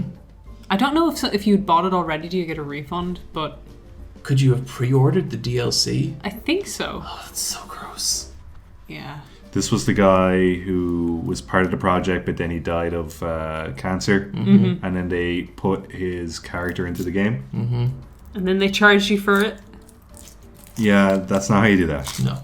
But we talked about it a lot in a previous episode, and like, you know, there's ins and outs to it and stuff, but I think it was gross. Really gross. Like one of the grossest things I've seen the games industry do in a very long time. And I think that's just, it's so emblematic of Warner Brothers' weird fucking squeeze as much money from you as possible. Have you guys seen the review scores for Shadow of War so far? They seem good. I saw like a 7 out of 10. Yeah. That's where I think it belongs. I don't think it was going to get anything more than that anyway. Oh, I think considering it's like the one before, it was like Game of the Year for a lot of Was places. it though? Was it Game of the Year, or was it the only thing there to be Game of the Year? game of that year, Game of that year. Yeah. and that's where it stays. Like I think if that game came out this year, like it would not have done well. No chance. Bayonetta 2 was the best game that came out that year. That was ridiculous. Still annoyed over it. Assassin's Creed Origins will have a combat-free mode. That's cool. Yeah, I think this is awesome. So that game is out at the end of this month, and this combat-free mode comes at the start of next year, and you'll be able to walk around the entire map that they've built for Origins, see NPCs go throughout their day, and meet with historians and Egyptologists who will give you tours of the world. And it's just like an educational way to look at ancient Egypt around the time of Cleopatra's reign. I think that's really cool. I would love to see that in VR. Like that just seems like that would be cool. The perfect use case is to be able to walk around a table while someone show you these. Especially for a big AAA game like that. Yeah. But I think it's cool that they're doing it.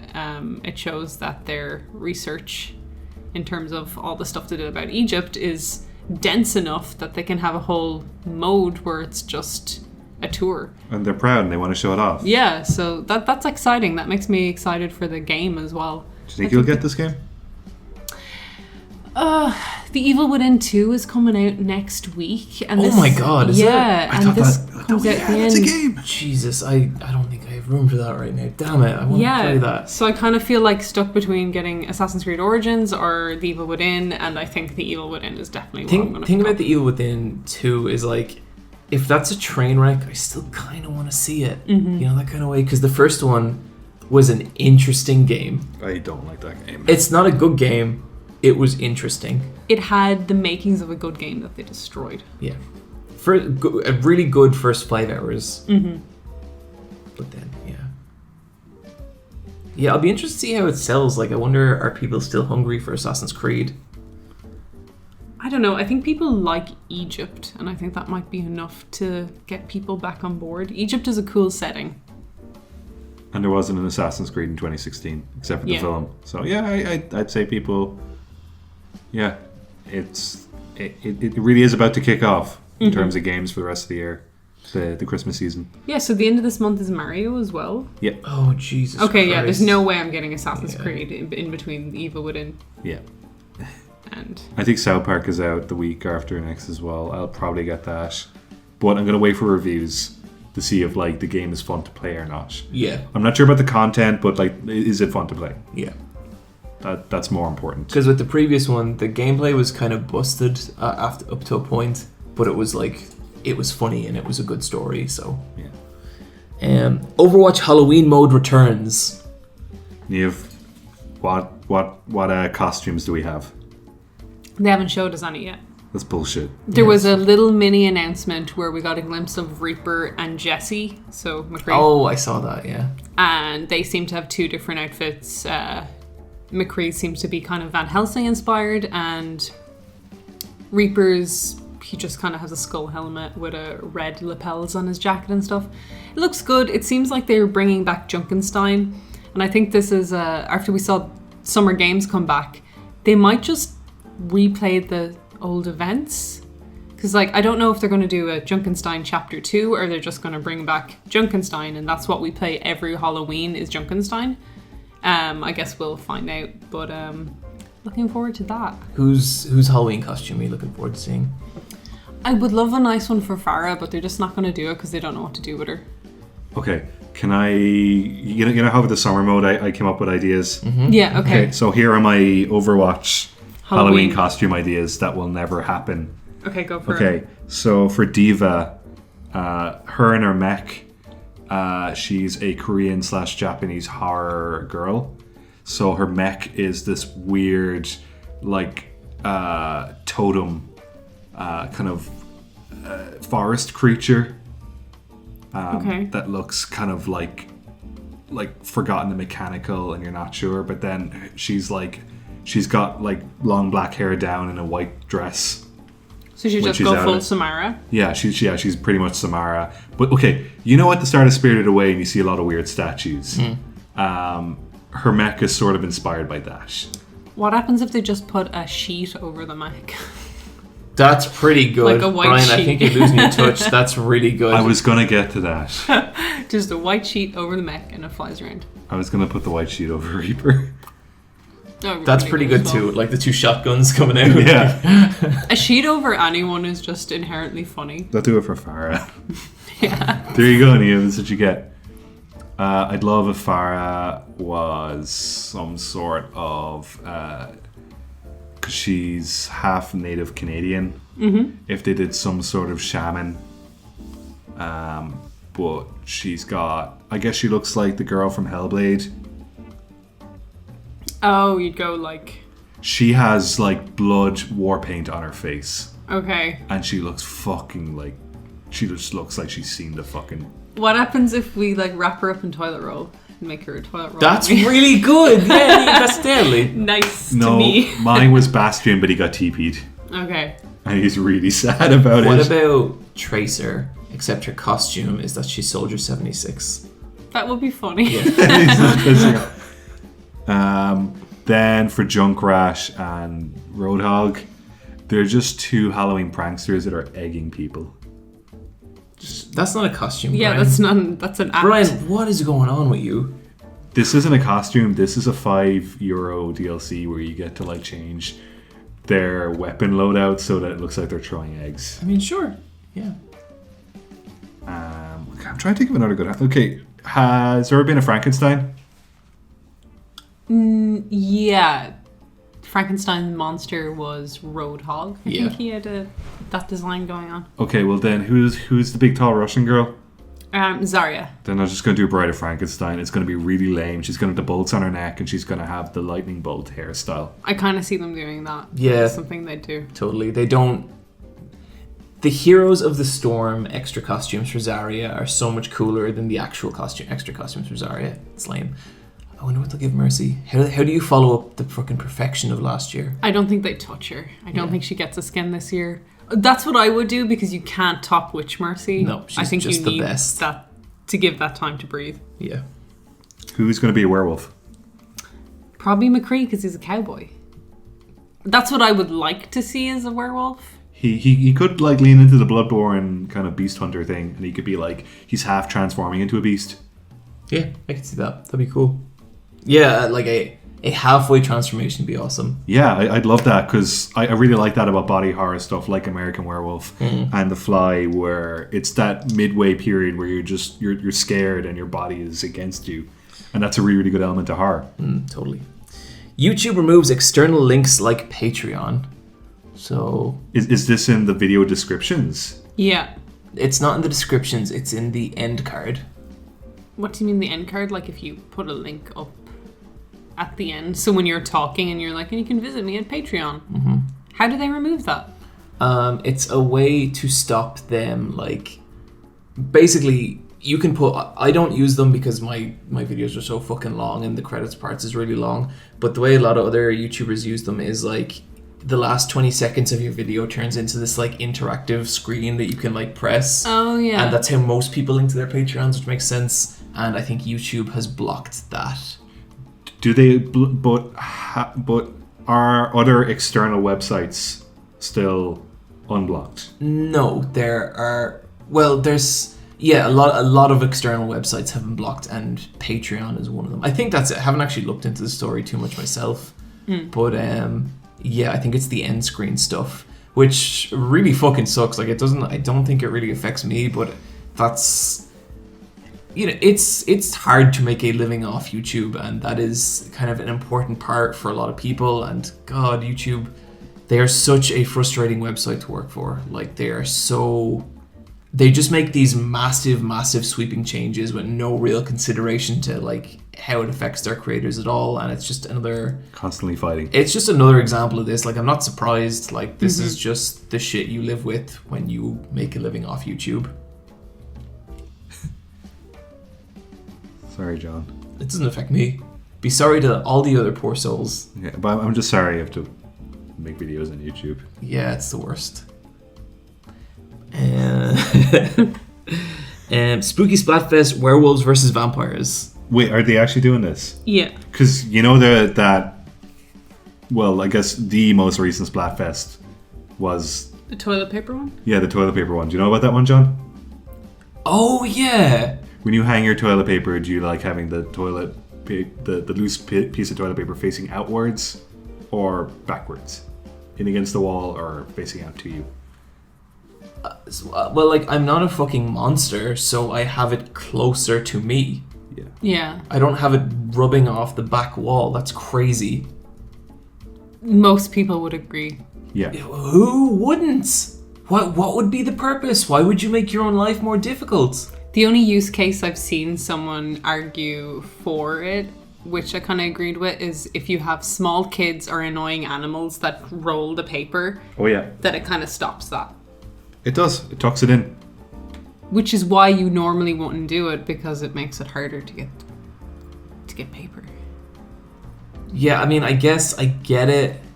It's like people who invert controls. But I also think you need to teach those animals or those children not to do that. Because otherwise you're letting them know that they're winning, that they have the power. And how would you teach a child, John? Very severely. Just like don't feed it for a while, like withhold water and love and just... So there you have it. Yeah, and like not tell it that's what's happening, just let it learn that if it does this to the toilet roll, you will withdraw all emotional comfort and sustenance. So there you have it. Out of context, John is a child abuser. Listen. Oh my god. Brian. I'm just trying to get him and trying to get him to dig this hole. I just think it's really, really funny when you can like... Moving swiftly along. What's our next news story there, Brian? Street Fighter V arcade mode announced. Oh yeah, this was announced just before the podcast went live, but Street Fighter are finally bringing an arcade mode to Street Fighter, and that's cool. God, it should have been in this before now.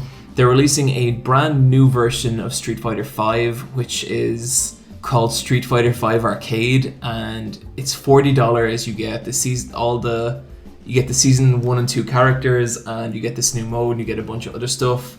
If you've already bought into Street Fighter, you get the new modes. I don't think you get the new characters, which is, maybe I have that wrong, but that kind of pisses me off, because it's like, well, that's what I get for supporting them when they came out first. I mean, it's kind of cool. I'd love to see Street Fighter V make a comeback, because I still think that's a genuinely great fighting game, but yeah, Capcom are they've been scummy and gross the entire time, and it's cool we're getting free stuff, but it's a little bit too little too late, that kind of way. Yeah, that game is 1 year and 3/4 old. I played it during the week. Could not get a match. Really? Made me sad. Could you get a match in Guilty Gear?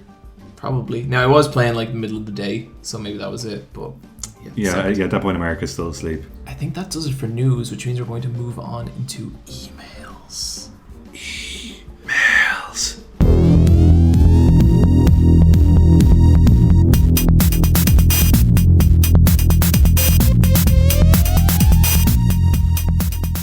Okay, this first email comes in from Tev, and this subject is called Weird Question.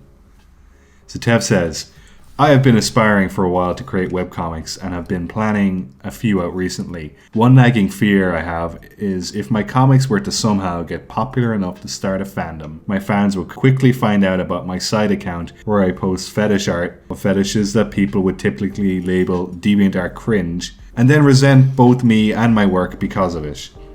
Granted, I do not feel bad for liking what I like, though I use a site that doesn't show its submissions on Google searches out of paranoia for this scenario. But I always feared that the fact I draw such art might one day bite me in the ass. Do you have any advice for dealing with these fears, or for how I should act if people do find out about the art and react negatively? I know I should just remain calm if this were to happen, but I would like a second opinion on the whole matter. Tev, that's a very brave email to send. I really appreciate it. That's a fun one. I wish you told us what the art was. Okay. Tev, look, I'm just going to say, Tev, if you want to send us your art, we will not judge. We will not, we just, I'm always curious to peer into weird little corners of the internet. Same. Okay, Tev, this is me speaking to you. We all know that I'm the most open-minded of the three of us. I'd love to see it.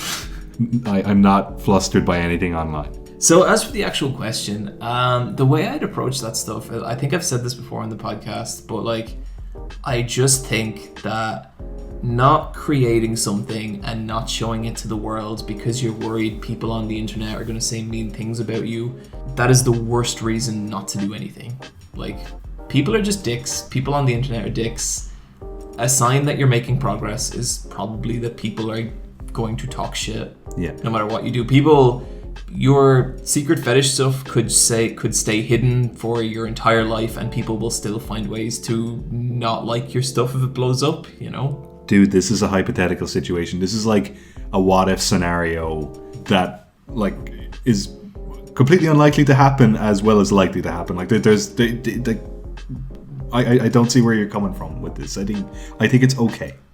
I think it's not. Yeah, I think that's a valid worry. If you're putting yourself out there, and then people will go back on your timeline, or people will try and hook shit up. And if there's fetish stuff there, people will. I've seen comic artists have their old stuff dug up, and people are like, oh shit, that community on Tumblr and on the internet, on Reddit and stuff exists. Okay, actually, yeah, there is one example I can think of is Rebecca Sugar, the creator of Steven Universe. Fans found her old LiveJournal account where she had drawn Ed, and Eddie yaoi fan art.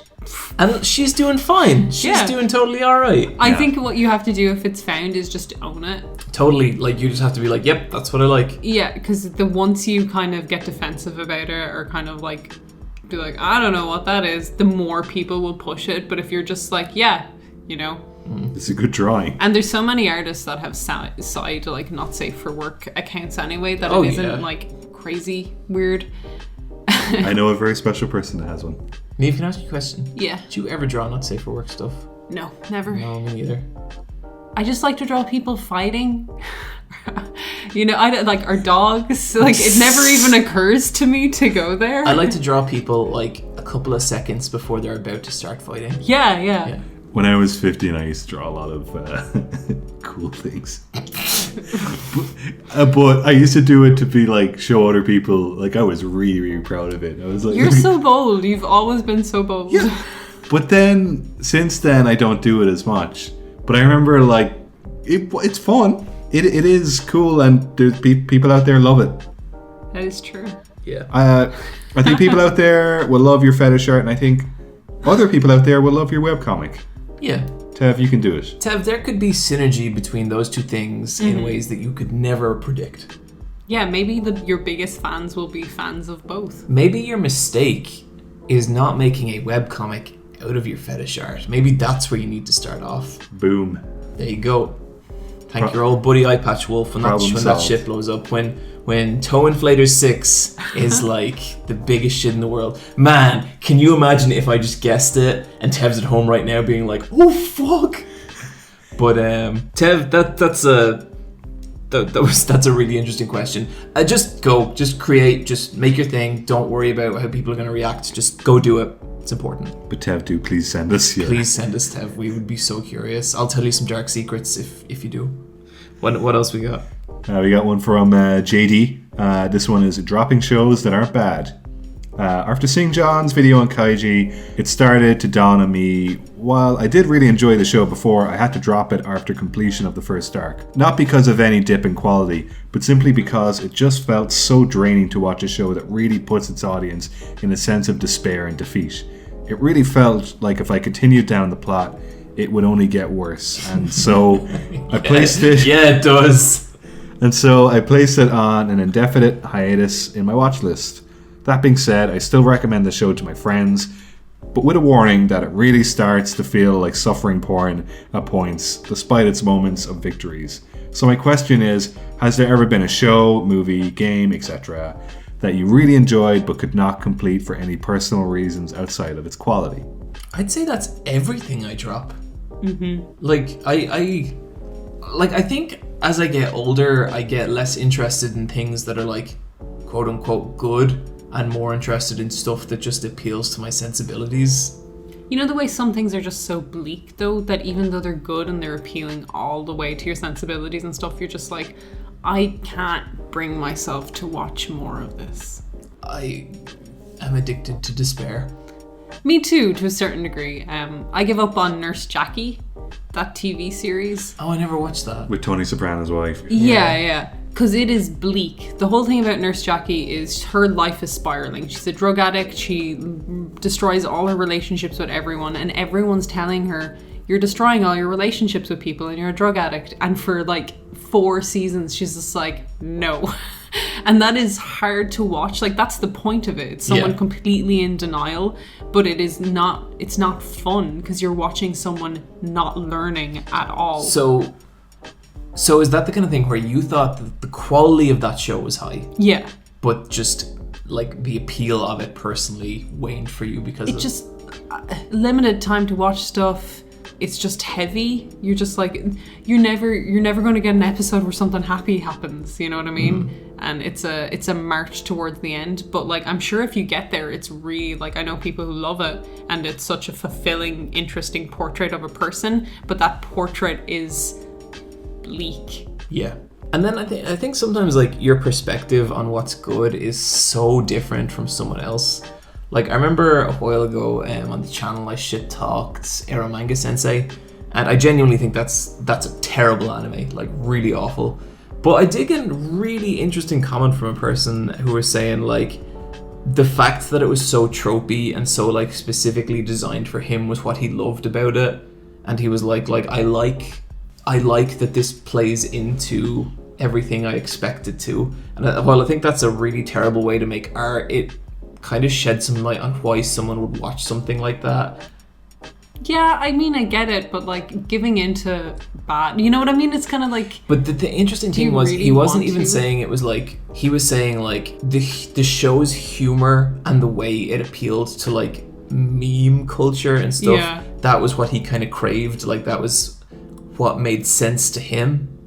And like again, I don't agree with that, but it's interesting to me that he then would have a scale of things that are good to bad on that plane. Whereas for me, it was just like, all that shit's bad, like just terrible art.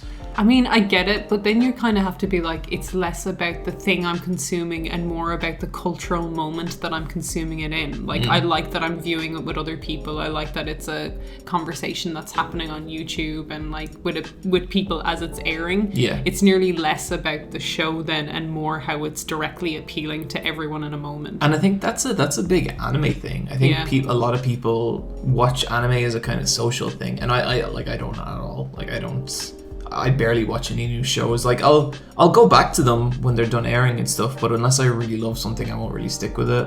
But it's an interesting one. Do you have anything for games where you were playing a game with maybe a narrative or a mechanic was so stressful to you that you couldn't play it because of that? I knew, like, Resident Evil 7, I did not like being chased. It took me a long time to be... That's intense. That is Yeah. really intense. I was just like, oh, I don't know if I can do that for this long. I had something very similar to that with the first Silent Hill. When I first played that, I was like, this is so just tense and scary and horrifying. I don't like this at all. But then I kind of learned to love that series. I can't think of any examples. What about a game where you're like, I recognize this is good, but I can't, it's just not clicking with me? I guess there was chase sequences in The Evil Within, but they were more frustrating than mentally bothersome. Yeah, I don't think that game's well designed at all. Yeah, I think if I drop a piece of media, it's just because it's not clicking with me mentally and not to do with me clicking with me emotionally, I guess. I had that with Witcher 3. I was like, yeah. Witcher 3 is like, obviously that's a great game. People love it. There's nothing I could say about Witcher where I'd be like, they need to change this, because obviously they don't need to change anything. It just, none of what I was doing appealed to me in any way, and so I dropped it. Like I don't really care about, what would you call that, like hard fantasy? High fantasy? Yeah. Yeah, like, yeah, you get to that point where you're just like, wow, if I was super into this genre, I know I'd love this, but I'm not. I don't have any design notes for the creators of Destiny. It's like, that's just not for me. Even though it's, in a lot of ways, it's incredibly well crafted. We got one more? We do. We got one more. This is from Matthew. It's about Hindsight. Recently, I made a new My Anime List account to keep track of the shows I'm watching and which shows I've already watched. When going back, I see shows I watched like 7 years ago and remember enjoying, but looking back, I don't remember anything actually good and probably couldn't watch them now. Examples of this being shows like Elfen Lied and The Familiar of Zero. So I'd like to know if Going back to Elfen Lied is fucking rough, man. So I'd like to know if there were any shows that you remember really liking, but in hindsight weren't really all that good at all. Really enjoyed the podcast. Have a good one and shine on. Your friendly neighborhood Hisoka Main. Thanks, Matt. That's a super cool email.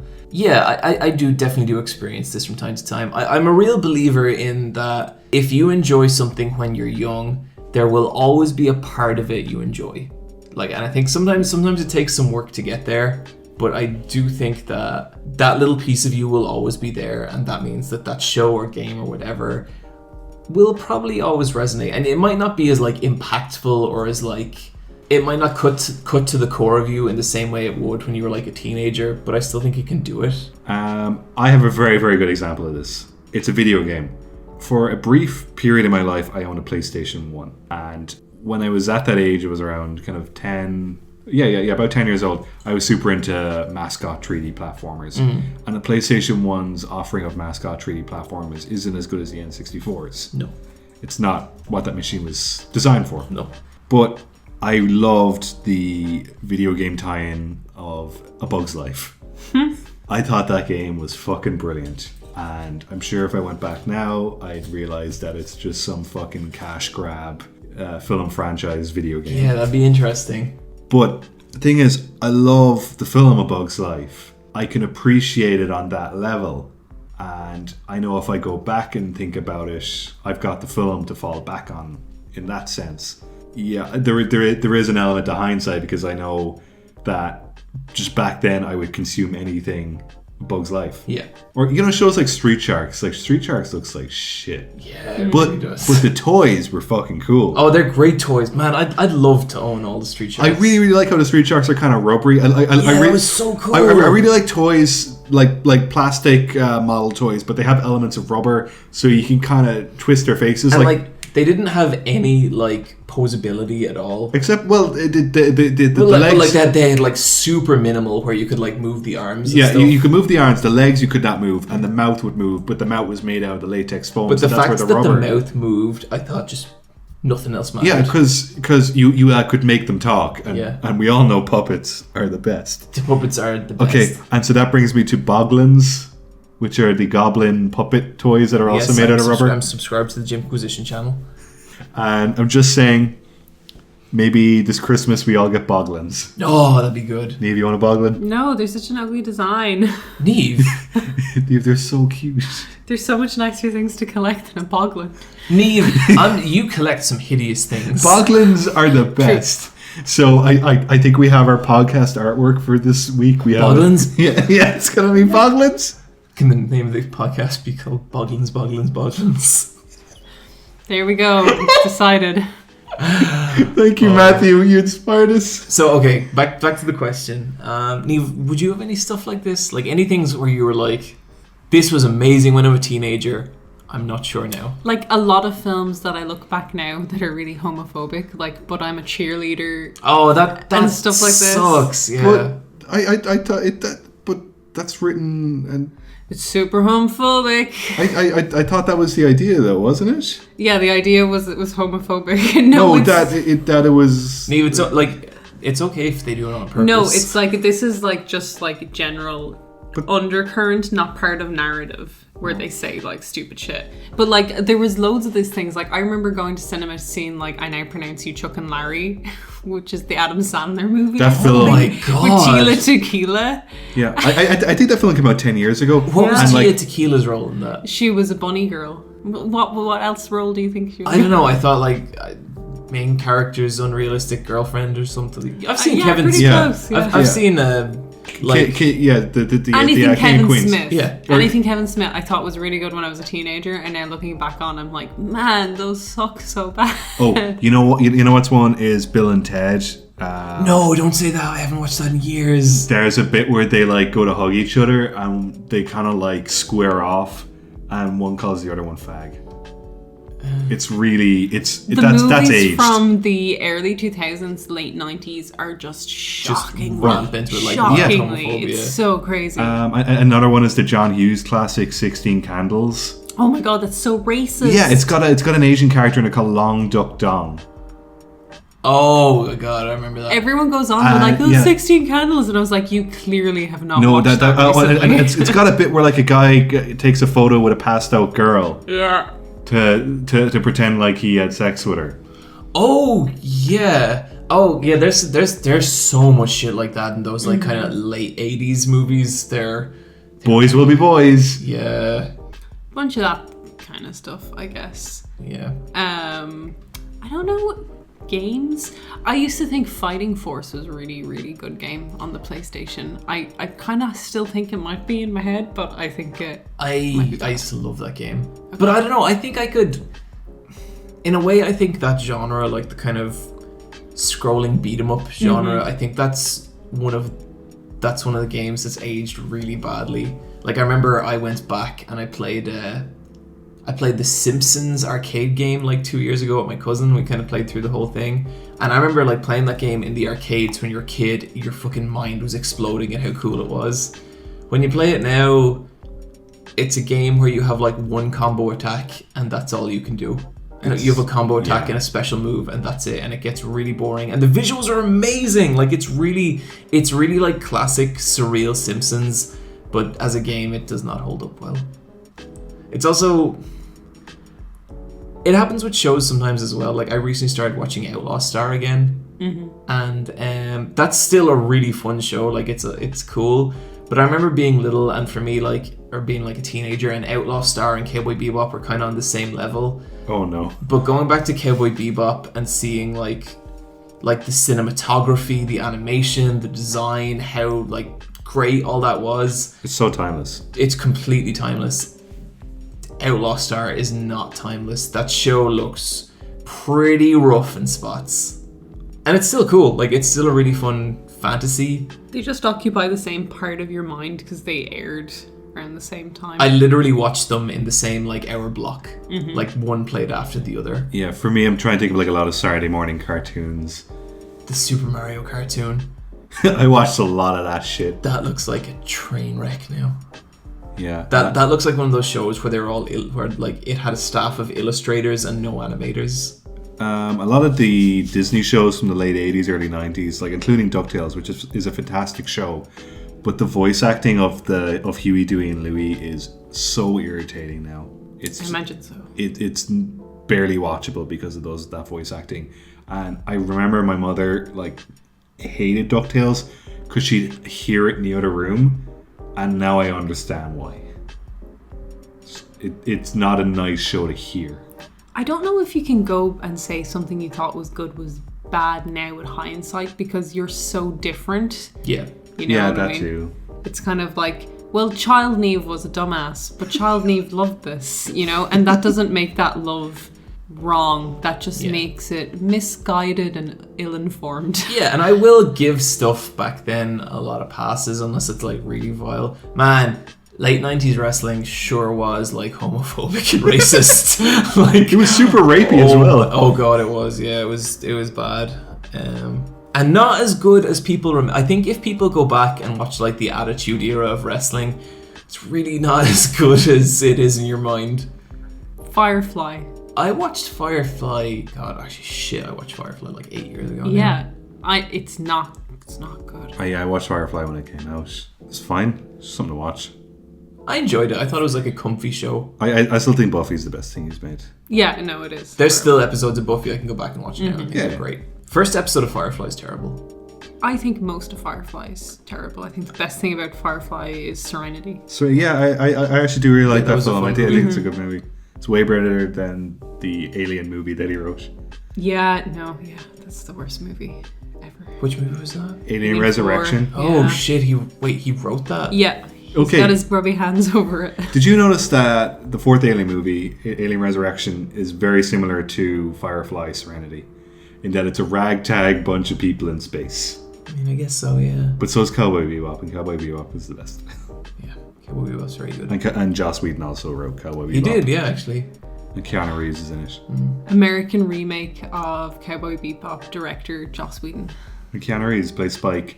And I don't think I've ever like- felt like Joss Whedon rage like I feel right now. I really like that story about you reading, because you know the way Star Wars Episode 9, the guy who directed Jurassic World stepped down, and then you read a joke thing that Joss Whedon was going to step up and direct it. I was so mad. I was so angry. It's so fucking epic. Get fucking Made a hard. very angry noise out loud, and Rebecca was like, "What happened?" I was spooked into thinking that Joss Whedon could get anywhere near Star Wars. They probably have Luke Skywalker quipping non-stop. Try with your legs. Not good. Not good. He'd say something like that. Ooh, the floors are sticky. You know, just that, fucking... Just classic Whedonisms. Or how about the guy who wrote West Wing, Aaron Sorkin? Because, he also did The Newsroom. I'd love if he did a Star Wars. I think I've said it on this podcast before, but the absolute saddest part of The West Wing is watching it turn into Newsroom in its last 2 seasons. This gets super preachy. It's so bad. These little hints of Coldplay here and there. And I'll try to fix you. West Wing is so good. The Jackal. The Jackal is one of the fucking coolest things Alice and Janney. Okay, the Jackal is the second best thing Alice and Janney has ever done. Yeah? The best thing she's ever done is Drop Dead Gorgeous. I don't know that movie. You've not the seen Drop Dead Gorgeous is so good. And that film still holds up, yeah. Drop Dead Gorgeous is a mockumentary about a beauty pageant show in a small town high school in I don't know where it is. Doesn't matter. in Tennessee. It's in Tennessee. Oh wow. Is that Kirsten Dunst? Kirsten Dunst is in Yeah. it. Denise Richards is in it. Amy Adams is in it. It's fucking brilliant. Have you ever seen West Wing? No. I'm surprised given your fondness of women in like power suits. I know. I never was on the train, and there never seemed like a good spot to jump on. And with that, let's move into our loot drop. I got 2 loot drops this week, and the first is I'm gonna drop a very chilled lo-fi hip-hop playlist. I've been listening to a lot of this recently, because YouTube keeps recommending me them, and I eat whatever slop I'm given. And Don't we all? Yep, totally. And so I'm going to drop that. And then I also want to drop the latest episode of Game Maker's Toolkit, which I thought was really good. It's an episode on the 2 remakes of Super Metroid 2. And kind of, it's a pretty, like, I would say it's a pretty standard Game Maker's Toolkit for a lot of it. And, like, it's good. It's just kind of, like, it's stuff you've seen before. But I think the last 5 minutes is about how both modern iterations of Metroid 2, which is ASMR, and AM2R. AM2R, not ASMR. I'd listen to Samus Aran ASMR, that'd be cool. Just be a lot of beeping. Yeah, be deadly. And it's kind of like how both those versions miss like the sort of thematic points of Metroid 2, and it was really, really cool. I'm super prepared this time. I have 2. How many of them are K-pop songs? None, surprisingly. But there is one song. Yeah, there is music. First up, hbomberguy has a video about the beauty of VHS. I think that's one of the best YouTube videos I've seen this year. Yeah. It's really good. It really struck a chord with me. I got into horror 100% through VHS. Like, so a lot of what he was saying really resonated.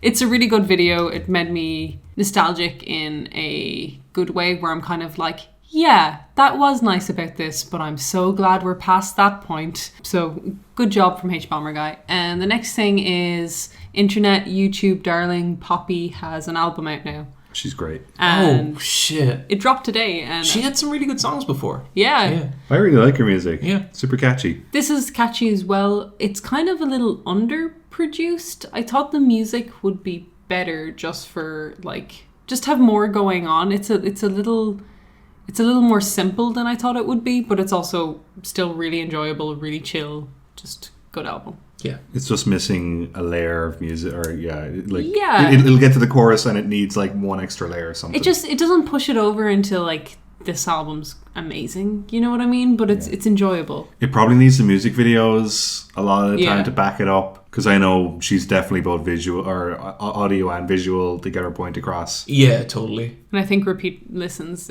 will only be helpful for it as well. I have no loot drop right now, but future Bryan will have one for you. If what I do when that happens is I just go, and I'm actually going to leave this one a mystery this week. I always feel so guilty about it. I definitely have one. It's on the tip of my tongue. I just gotta lick it out. All right, John? All right, Niamh? I don't think either of them can speak now, and I think that's the end of the podcast. So this is going to be Bryan finishing off the podcast. I was going to do a bit of ASMR for you guys. Hello, everybody. It's me, Bryan, and I want to make sure you guys are listening to this at night and it's raining outside. You're lying in bed, you got your headphones on. It's just me and you here. Don't worry. I'm pretty tired too. And I don't know, do you ever just think about butterflies? Just, they live for maybe 2 or 3 days, but what a life they live. And just the different colours of rocks we have out there. I would like to imagine this as being Niamh. interactive. This like sucks. I'm trying to paint a visual, ruin my birthday. I didn't ruin your birthday. No one likes ASMR. Oh, that's wrong. John, I can show you some videos with some surprising view Niamh, counts. you're just being racist again. You can continue if you want, but I'm probably not going to let you. Niamh's going to edit this out anyway. She always does. She's edited out like 5 of my freestyle raps. John, do you want to do your little ASMR intro? What my is? Niamh, how about you do your ASMR? Okay. Okay. You do one and I'll do one. Get in nice and intimate. Okay. I am nice and intimate and I'm crunching some paper because you weirdos like that. Crunch, crunch, crunch. I'm really tearing into this box. Fuck this box. And this is John. Just going to end the podcast here, and we'll see everyone next week.